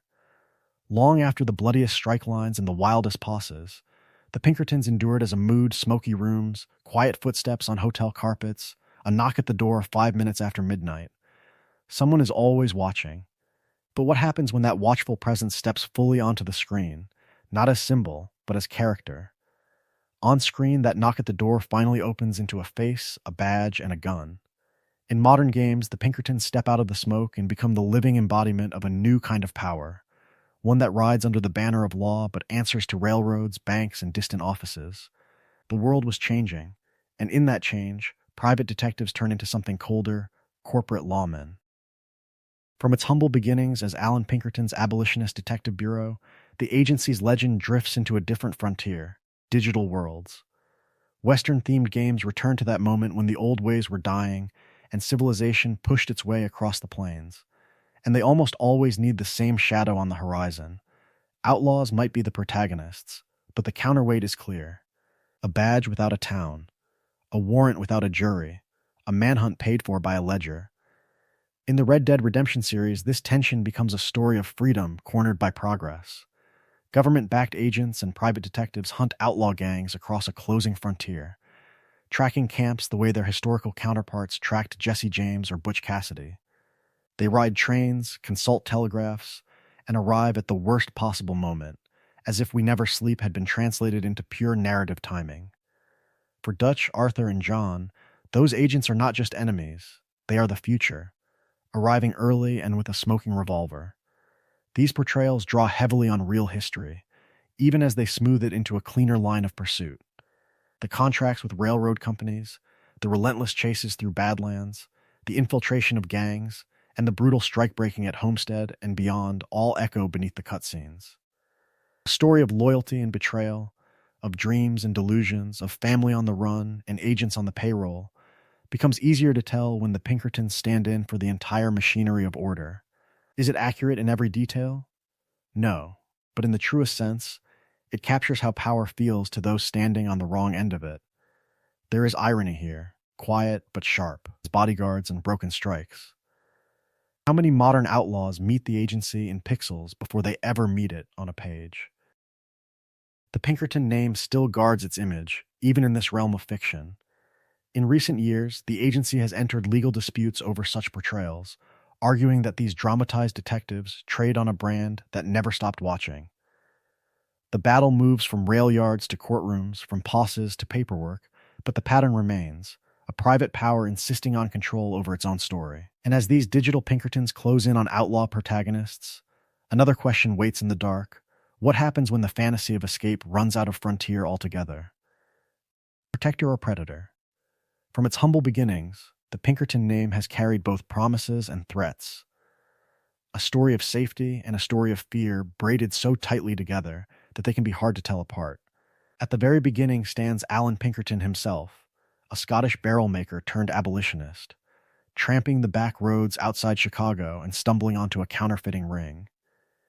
He was an idealistic man in an unforgiving world, hiding fugitives on the Underground Railroad, helping enslaved people chase a fragile kind of freedom through hostile territory. During the Civil War, his agency shadowed Abraham Lincoln, claiming to foil an assassination plot as the president-elect slipped secretly toward Washington. In those moments, the Pinkertons looked in the truest sense like guardians of a fragile republic, the living embodiment of a new kind of detective work that promised order without the corruption of local politics. But the world was changing, and the agency changed with it.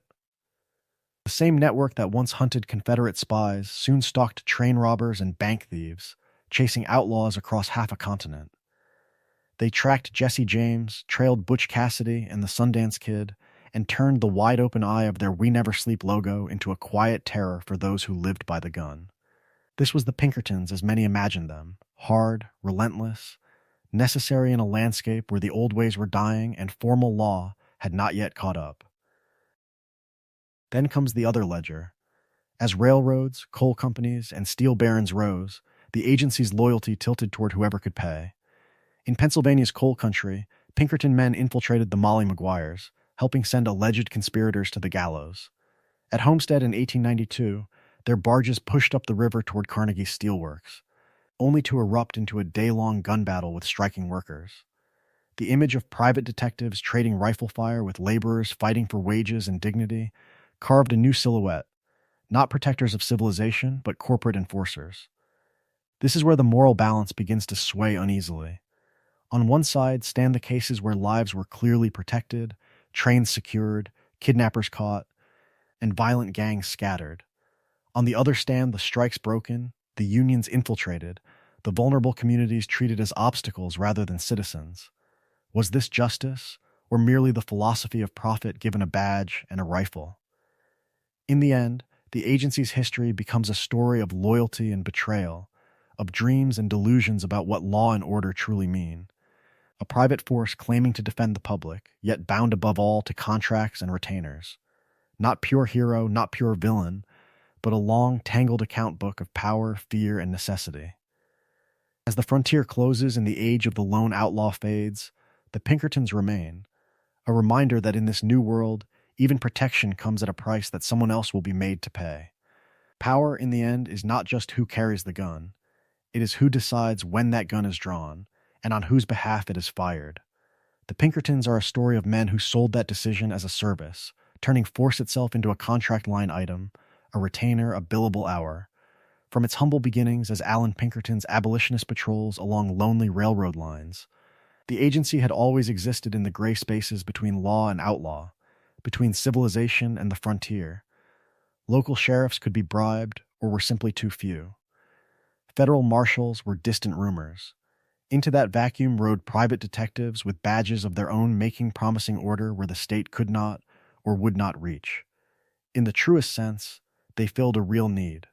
Trains stopped being robbed quite so often. Railroads and express companies slept a little easier. But every solved robbery set a precedent. If protection could be bought, then so could the right to decide who counted as a threat. Rifles are newer than the armies, or when their loyalty runs not to a flag or a community, but to a ledger and a boardroom. The Pinkertons became the living embodiment of that dilemma in the industrial age. During the Homestead strike, barges full of armed agents floated up a river in the dark, hired by steel magnates to retake a mill from its own workers. At Pullman and in coal fields haunted by the memory of the Molly Maguires, the same men who once guarded Abraham Lincoln now guarded factory gates, train cars, and private property against crowds demanding wages, dignity, and a voice. It was still a story of protection, only now the thing being protected was profit. Here the old ways were dying, and something colder was taking their place. Free enterprise promised opportunity, property rights promised security, yet workers and communities claimed rights of their own, to organize, to assemble, to resist being treated as replaceable parts in someone else's dream. Between those competing claims stood the Pinkertons, a hired shield that could easily become a hired spear. Was this freedom, or a quieter kind of occupation? The echoes carry into the modern world. Private military contractors guard embassies and oil fields. Corporate security teams monitor vast campuses. Surveillance firms track movements and messages across continents. Different names, different uniforms, but the same basic philosophy, force and information, packaged and sold outside direct public control. The saga of the Pinkertons is less a closed chapter than an early draft, a rough script for ongoing arguments about who gets to wield power and for whom. And as the story moves closer to the present, that draft will be revised in ways Alan Pinkerton could never have imagined. For all the grand arguments about power and profit, the real weight of the Pinkerton story rests on individual shoulders. Not on the contracts, but on the people who signed them. A story of loyalty and betrayal, of dreams and delusions, of men caught between freedom and a paycheck. Picture a lone operative on a cold siding outside Homestead, rifle slung, badge under. From its humble beginnings, the agency promised order and a steady wage, and that promise feeds his family in a world where the old ways were dying. Yet he has been in town for weeks, drinking in the same saloons as the workers, hearing about sick children, overdue rent, the hope that this strike might change everything. When the order comes to advance on the mill gates, what does duty feel like then? Across the picket line, the workers see the gun barrels first. But behind the barrels are faces, not monsters. Men who eat, who curse the weather, who send money home in crumpled envelopes. Some are farm boys from the next county, some are veterans who have already seen too much death in the service of one flag or another. The confrontation is framed as labor versus capital, outlaw versus civilization, yet in the truest sense it is one frightened group staring at another, each convinced that survival lies straight ahead. Few lived that contradiction more intensely than the undercover men. James McParlin, operating against the Molly Maguires, spent years buried in a false identity, sharing drink and danger with miners he would later help send to the gallows. He listened to their stories of crushed hands and blackened lungs, called them friends, and then took the stand to describe their secrets. How does a man walk back from that kind of double life? How many times does he rehearse his own name in the dark, just to remember who he was at the very beginning? Many Pinkertons genuinely believed they were the living embodiment of order in a chaotic age. To them, the world was changing too fast, threatened by dynamite, railroad robberies, and radical speeches in crowded halls. Just as earnestly, many workers believed they were fighting for basic dignity and the chance to keep a fragile sense of family alive. Two sides, two philosophies, each certain that history would vindicate them. Could both be wrong and both be right at the same time. That is where the tragedy cuts deepest. Not in the ledgers or the headlines, but in the countless quiet moments where an operative signed on for one more assignment, where a striker picked up a rock instead of walking away, where someone hesitated, then pulled the trigger. These are the choices that never make it into official reports. Yet they haunt the margins of this saga, following every badge, every paycheck, into the long shadow that still lies ahead. Those quiet choices did not stay quiet for long. Every bullet on a picket line, every baton swung in the smoke of a mill up the Monongahela toward Carnegie's steelworks, turned a labor dispute into a small war. Dozens were shot, several were killed, and the spectacle horrified the public. Politicians who had once praised order suddenly faced a question they could not dodge. How much force could corporations legally buy? In the years that followed, states began to regulate private militias, to set procedures for arbitration, and to define when troops, police, or hired guards could be used against striking workers.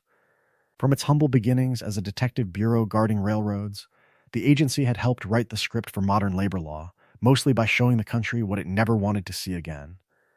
The Pullman strike, the battles with the Molly Maguires, and countless lesser-known clashes pushed courts and legislatures to draw new lines around picketing, boycotts, and collective bargaining. The world was changing, and the old ways were dying, not just for outlaws on the frontier, but for the industrial barons who had once assumed that a signed contract and a squad of armed men were all the philosophy they needed. Unions changed too. Confronted with infiltration, blacklists, and surveillance, organizers learned that loyalty alone was not enough. They developed internal security committees, verified membership rolls, and watched for provocateurs who conveniently urged violence at the worst possible moment. At the same time, they became more adept at public relations, realizing that newspapers and photographs could be as powerful as rifles. A peaceful march shown in the morning edition could do what a week of barricades could not. Was it really victory to win a street fight if the headlines declared defeat? Lawmen were watching. Long before federal agencies matured, Pinkerton files, coded reports, and coordinated interstate manhunts offered a template. Police departments adopted centralized record-keeping, mugshot galleries, and index systems that mirrored the old Pinkerton archives. Undercover work, once the realm of private detectives and railroad guards, seeped into municipal and federal policing, until the boundary between public badge and private eye blurred into a single, expanding net. Corporations adapted in parallel. Some distanced themselves from the Pinkerton name while quietly building in-house security and intelligence offices that copied its methods, personnel files, labor informants, strike contingency plans. Others hired rival firms, proving that the model mattered more than the brand. Even when an agent's paycheck no longer bore the famous all-seeing eye, the philosophy behind it lived on. So the agency's presence faded, but its imprint deepened. In courtrooms and union halls, in police precincts and corporate boardrooms, the living embodiment of that legacy persists in rules, routines, and reflexes. Even where the Pinkerton name is absent, its fingerprints remain on the machinery of labor relations and law enforcement, guiding what will be permitted, what will be punished, and what, in the next chapter of this saga, will be quietly watched from the shadows. Yet memory is its own kind of machinery, and it does not treat the Pinkertons evenly. In the popular imagination, the agency is often frozen in a single frame, hard-eyed Western lawmen chasing train robbers across badlands and snowfields, the living embodiment of order-hunting chaos at the edge of civilization. In games and films, the Pinkerton man rides in as a relentless antagonist, a suited hound on the trail of the outlaw dream. From its humble beginnings as Alan Pinkerton's abolitionist detective bureau to its rail contracts and presidential protection, one part of the story has always been easy to remember. It flatters a nation's self-image. Pinkertons guarding Lincoln, foiling assassins, tracking Jesse James or Butch Cassidy become a story of civilization pushing back against banditry. It is fast, cinematic, and simple to stage. A chase, a shootout, a wanted poster nailed to a saloon wall. What fades into the background is slower and grimmer. Fewer remember the barges crawling up the Monongahela toward Homestead in 1892, packed with armed agents sent to break a steel strike, or the coal patches of Pennsylvania where undercover operatives helped send alleged Molly Maguires to the gallows. How many recall that We Never Sleep once meant all-night surveillance on union halls, not just on outlaw camps in the wilderness? This amnesia is not an accident. Corporate and state narratives, in the truest sense, have every reason to emphasize law and order and to soften the spectacle of private armies firing into crowds of workers. Company histories highlight protection of property and railroads, not the blood in the river or the families shattered by a bullet meant to defend a shareholder's dividend. Official memory prefers a clean philosophy of security over the messy reality of class conflict. Homestead, to the Pullman strike, to the Molly Maguires, insisting that this, too, was the Pinkerton legacy. In union halls and lecture rooms, the agency appears not as a noble shield, but as a hired fist, a story of loyalty to capital and betrayal of workers' dreams of freedom and dignity. Entertainment media stands at the crossroads of these memories. Faced with a choice between a midnight raid on a coal town and a high-speed pursuit through canyons, which scene reaches the screen? Which sells tickets or keeps a player's pulse racing? The world was changing, but the old ways were dying slowly, and industrial conflict often moves at the pace of meetings, picket lines, and hunger, not gunsmoke. Here the pattern breaks. Once in a while, a film, a novel, or a game lets the Pinkerton badge appear not just as a hunter of outlaws, but as a shadow over factories and rail yards, hinting at the cost of order. And what a society chooses to remember about that badge, and what it quietly lets drift into forgetting, reveals what it is willing or unwilling to confront about its own past. In the next chapter, that question of memory will follow the agency into the modern era, where the name survives, but the battles look different, and the lines between public and private power blur even further. By the time the calendar turns to the 21st century, the Pinkerton name should be a relic, a faint echo from the age when the old ways were dying. Instead, it keeps stepping back into the spotlight, not with gunfights on river barges or midnight raids on strike camps, but with lawyers, CCNDSIS letters, and arguments over who owns a story. From its humble beginnings as a railroad detective firm to its role as the living embodiment of corporate muscle, the agency had always cared about its image. In the modern world, that instinct survives as trademark filings and brand guidelines. When a popular Western game studio used Pinkerton agents as antagonists, the company did not send riders to the developer's door. It sent legal complaints, insisting that the use of its name and its iconic Never Sleep identity had crossed a line. Was this really about confusion in the marketplace, or about something deeper about who gets to define what the name Pinkerton means to a new generation? On paper, those disputes turn on technical terms, trademarks, licensing, unauthorized commercial use. But beneath that legal language runs a quieter struggle. The company argues that its name now stands for risk management, corporate security, and compliance in a globalized civilization, not for strike-breaking on the Monongahela River. Critics answer that the historical record cannot be so neatly repackaged. Each lawsuit, each sternly worded objection, becomes a small courtroom drama about memory, responsibility, and the right to tell a story of the past. Outside those court filings, the name has taken on a second life in public debate. Commentators reach for Pinkerton whenever modern private security firms clash with protesters, or when non-union contractors appear on a picket line in the dead of night. The word becomes shorthand, a symbol that compresses decades of labor wars into a single image, armed men standing between capital and workers, between dreams of freedom and the machinery of order. In the truest sense, the agency's history is still being used as a weapon, even when no one carrying it wears a badge. Inside the company, the message has shifted. Official materials emphasize professionalism, training, background checks, legal compliance. The modern Pinkerton sells itself as a guardian of assets and information, not an outlaw posse for hire. It highlights global reach, data-driven assessments, and discreet corporate protection, taking careful steps to stand apart from the bloodier chapters of its own lore. Yet the more it insists on that distance, the more the past seems to cling. Because the arguments do not stop. They flare up in editorials, in union speeches, in online forums dissecting the latest strike or security scandal.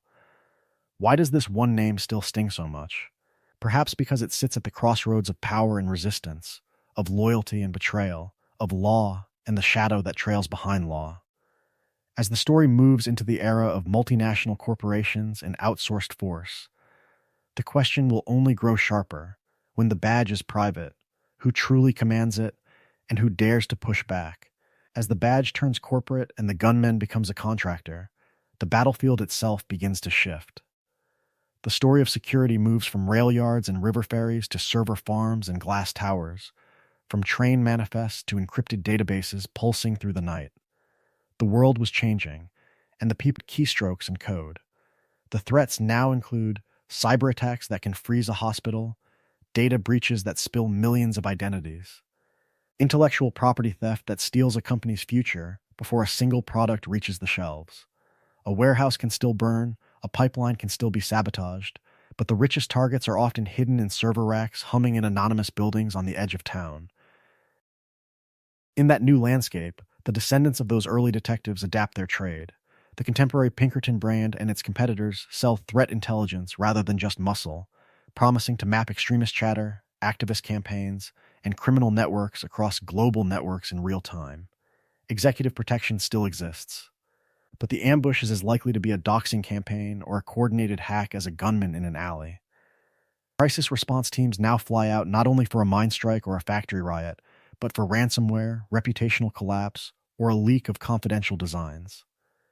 From its humble beginnings guarding railroads, the industry has become, in the truest sense, the living embodiment of outsourced vigilance.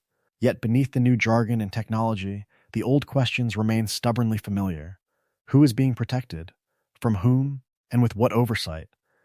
Whether the asset is a safe stuffed with payroll or a database holding trade secrets, the basic tension does not vanish. A private force stands between power and those who would challenge it, promising order in a world that fears chaos, and raising the same doubts that haunted the very beginning of the Pinkerton legend.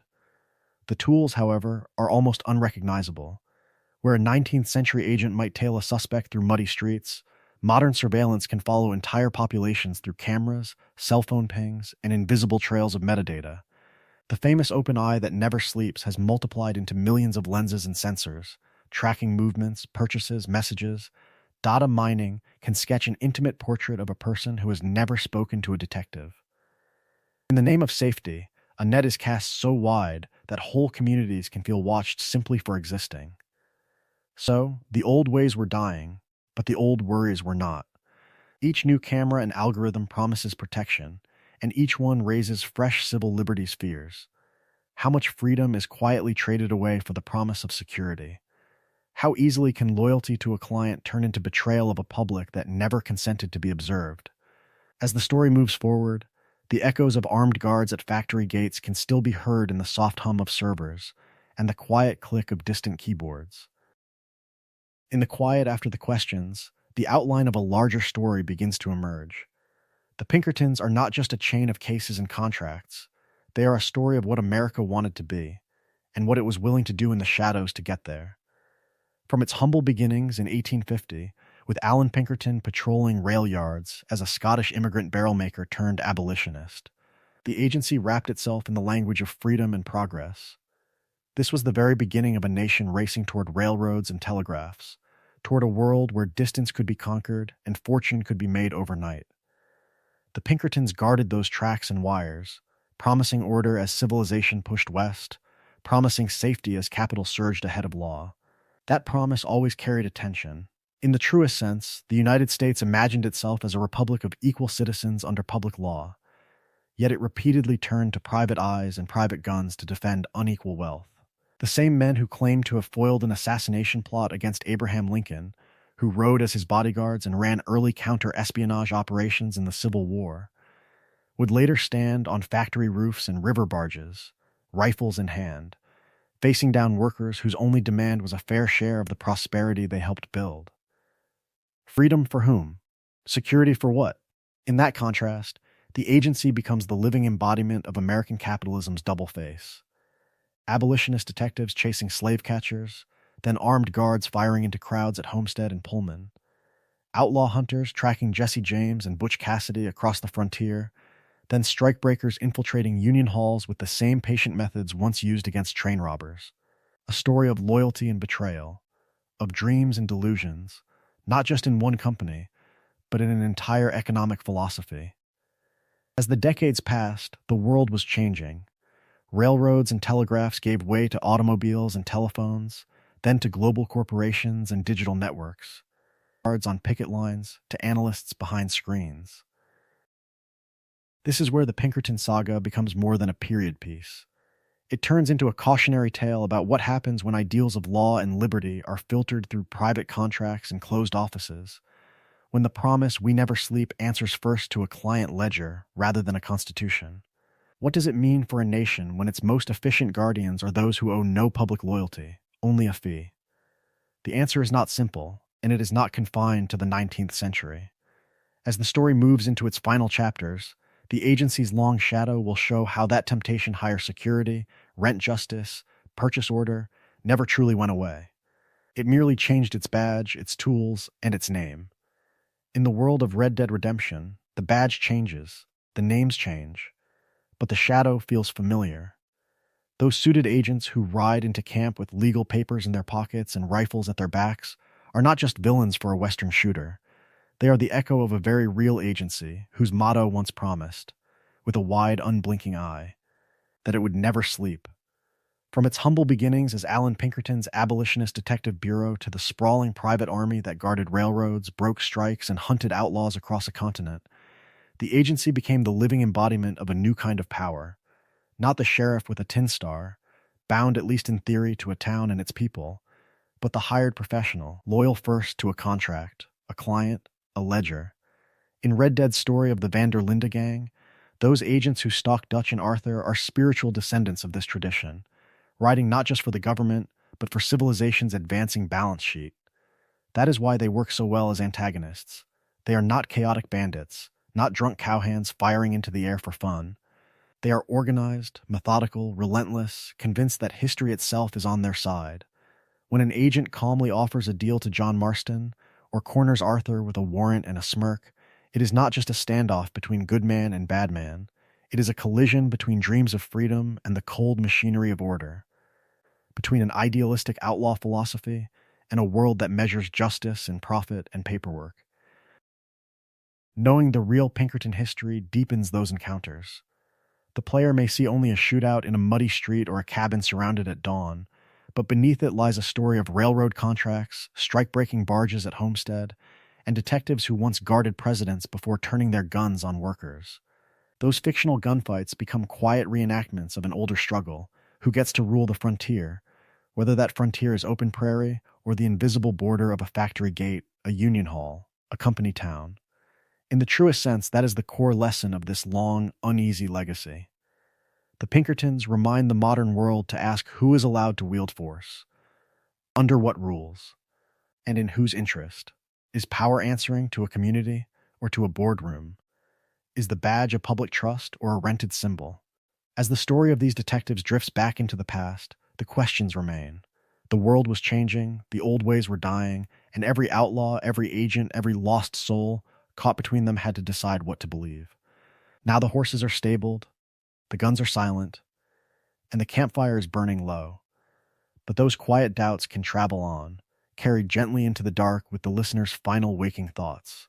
So now, with the campfire low and the questions fading, the story can be gathered up in both hands and held still for a moment. This has been, in the truest sense, a story of how one small decision in a quiet workshop became a shadow stretching across an entire continent. From its humble beginnings in a cooper's shop outside Chicago, everything hinged on Alan Pinkerton noticing that something was wrong. A Scottish barrel maker, wandering through the woods, stumbled on a ring of counterfeiters and chose to act rather than walk away. That chance discovery pulled him out of manual labor and into a new world of detection, abolitionism, and railroads. By 1850, his Chicago agency stood at the crossroads of commerce and conscience, guarding trains, hunting for forgers, and quietly helping enslaved people escape along the Underground Railroad. At the very beginning, the Pinkerton name was wrapped in idealistic dreams of justice and freedom. Then the Civil War came, and the small agency became something larger. Pinkerton men guarded Abraham Lincoln on his secret journey to Washington, claiming to foil an early assassination plot and earning an expanding civilization. Jesse James, Butch Cassidy, the Sundance Kid. Wanted posters, undercover agents, and relentless pursuit turned the Pinkertons into the living embodiment of the phrase, "we never sleep." Their all-seeing eye watching over a world where the old ways were dying. But power rarely stands still.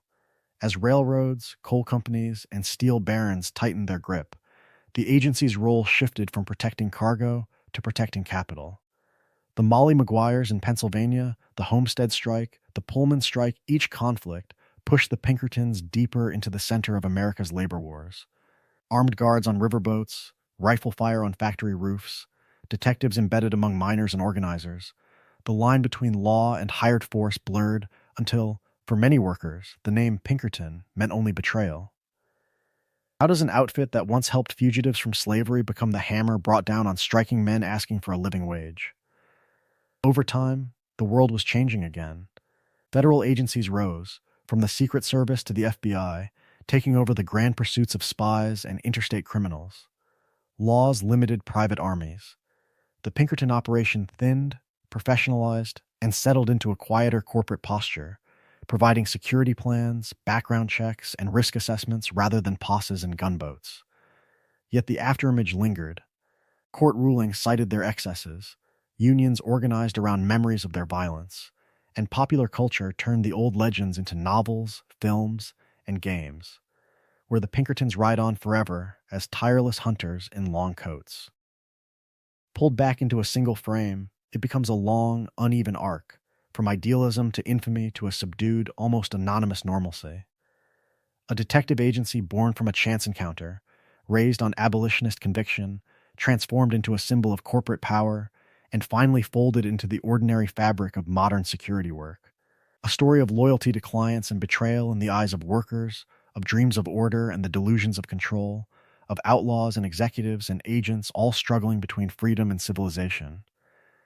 As the narrative drifts toward its end, that is the entire lore in broad strokes, a tale that began with one man in the woods and ended as a global brand whose name still echoes, softly, in the dark. And in that echo, the old emblem still floats up, a single, unblinking eye, ringed by the quiet promise, or the quiet threat, of "we never sleep." From its humble beginnings as a painted mark on Alan Pinkerton's office door to a symbol stamped on wanted posters and payroll contracts, it became more than a slogan. It became the living embodiment of a new kind of power, one that watched without resting and remembered without mercy. At the very beginning, That I stood for vigilance against assassins and train robbers, for a private shield held up where the state was thin. Over time, it shaded into something colder, a reminder that in a world of rail kings and steel barons, someone was always awake on behalf of capital.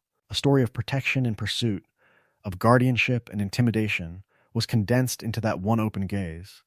What does it mean, in the truest sense, for an institution to never sleep? Now the scene shifts.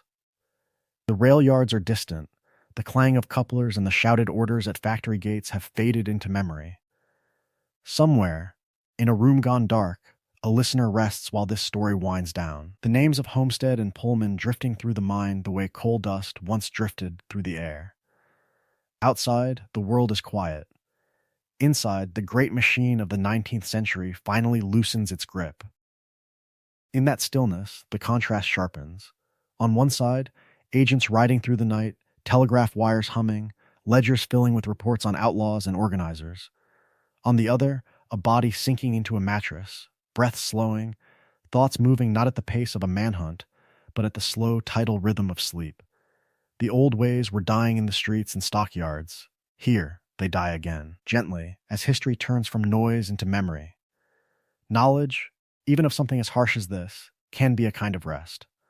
Not the rest of forgetting, but the rest that comes when scattered images finally arrange themselves into a story.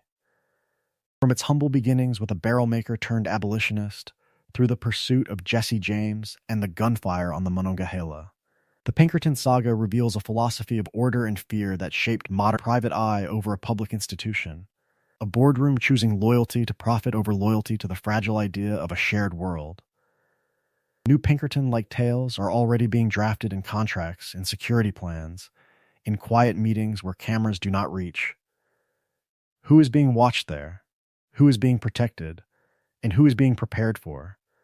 As the narrative slows, the eye that never slept turns into something else. It becomes an image settling on the floor of the mind, like dust in an empty depot after the last train has gone. For some, that dust will drift into dreams, carrying faint traces of outlaws and agents, of freedom promised and denied. For others, it will remain, waiting for morning, when questions about power and loyalty and betrayal return with the daylight. Either way, the story rests now. The riders dismount, the ledgers close, the telegraph falls silent. The world was changing, and it has changed.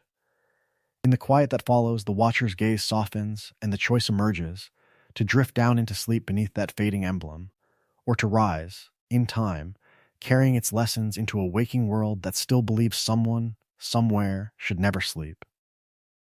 Either way, the story rests now. The riders dismount, the ledgers close, the telegraph falls silent. The world was changing, and it has changed. In the quiet that follows, the watcher's gaze softens, and the choice emerges, to drift down into sleep beneath that fading emblem, or to rise, in time carrying its lessons into a waking world that still believes someone, somewhere, should never sleep. From its humble beginnings on a muddy Chicago street in 1850, this was always more than a ledger of arrests and contracts. It was a story of freedom promised and freedom denied, of a private army marching in the shadows while civilization told itself comforting myths in the light.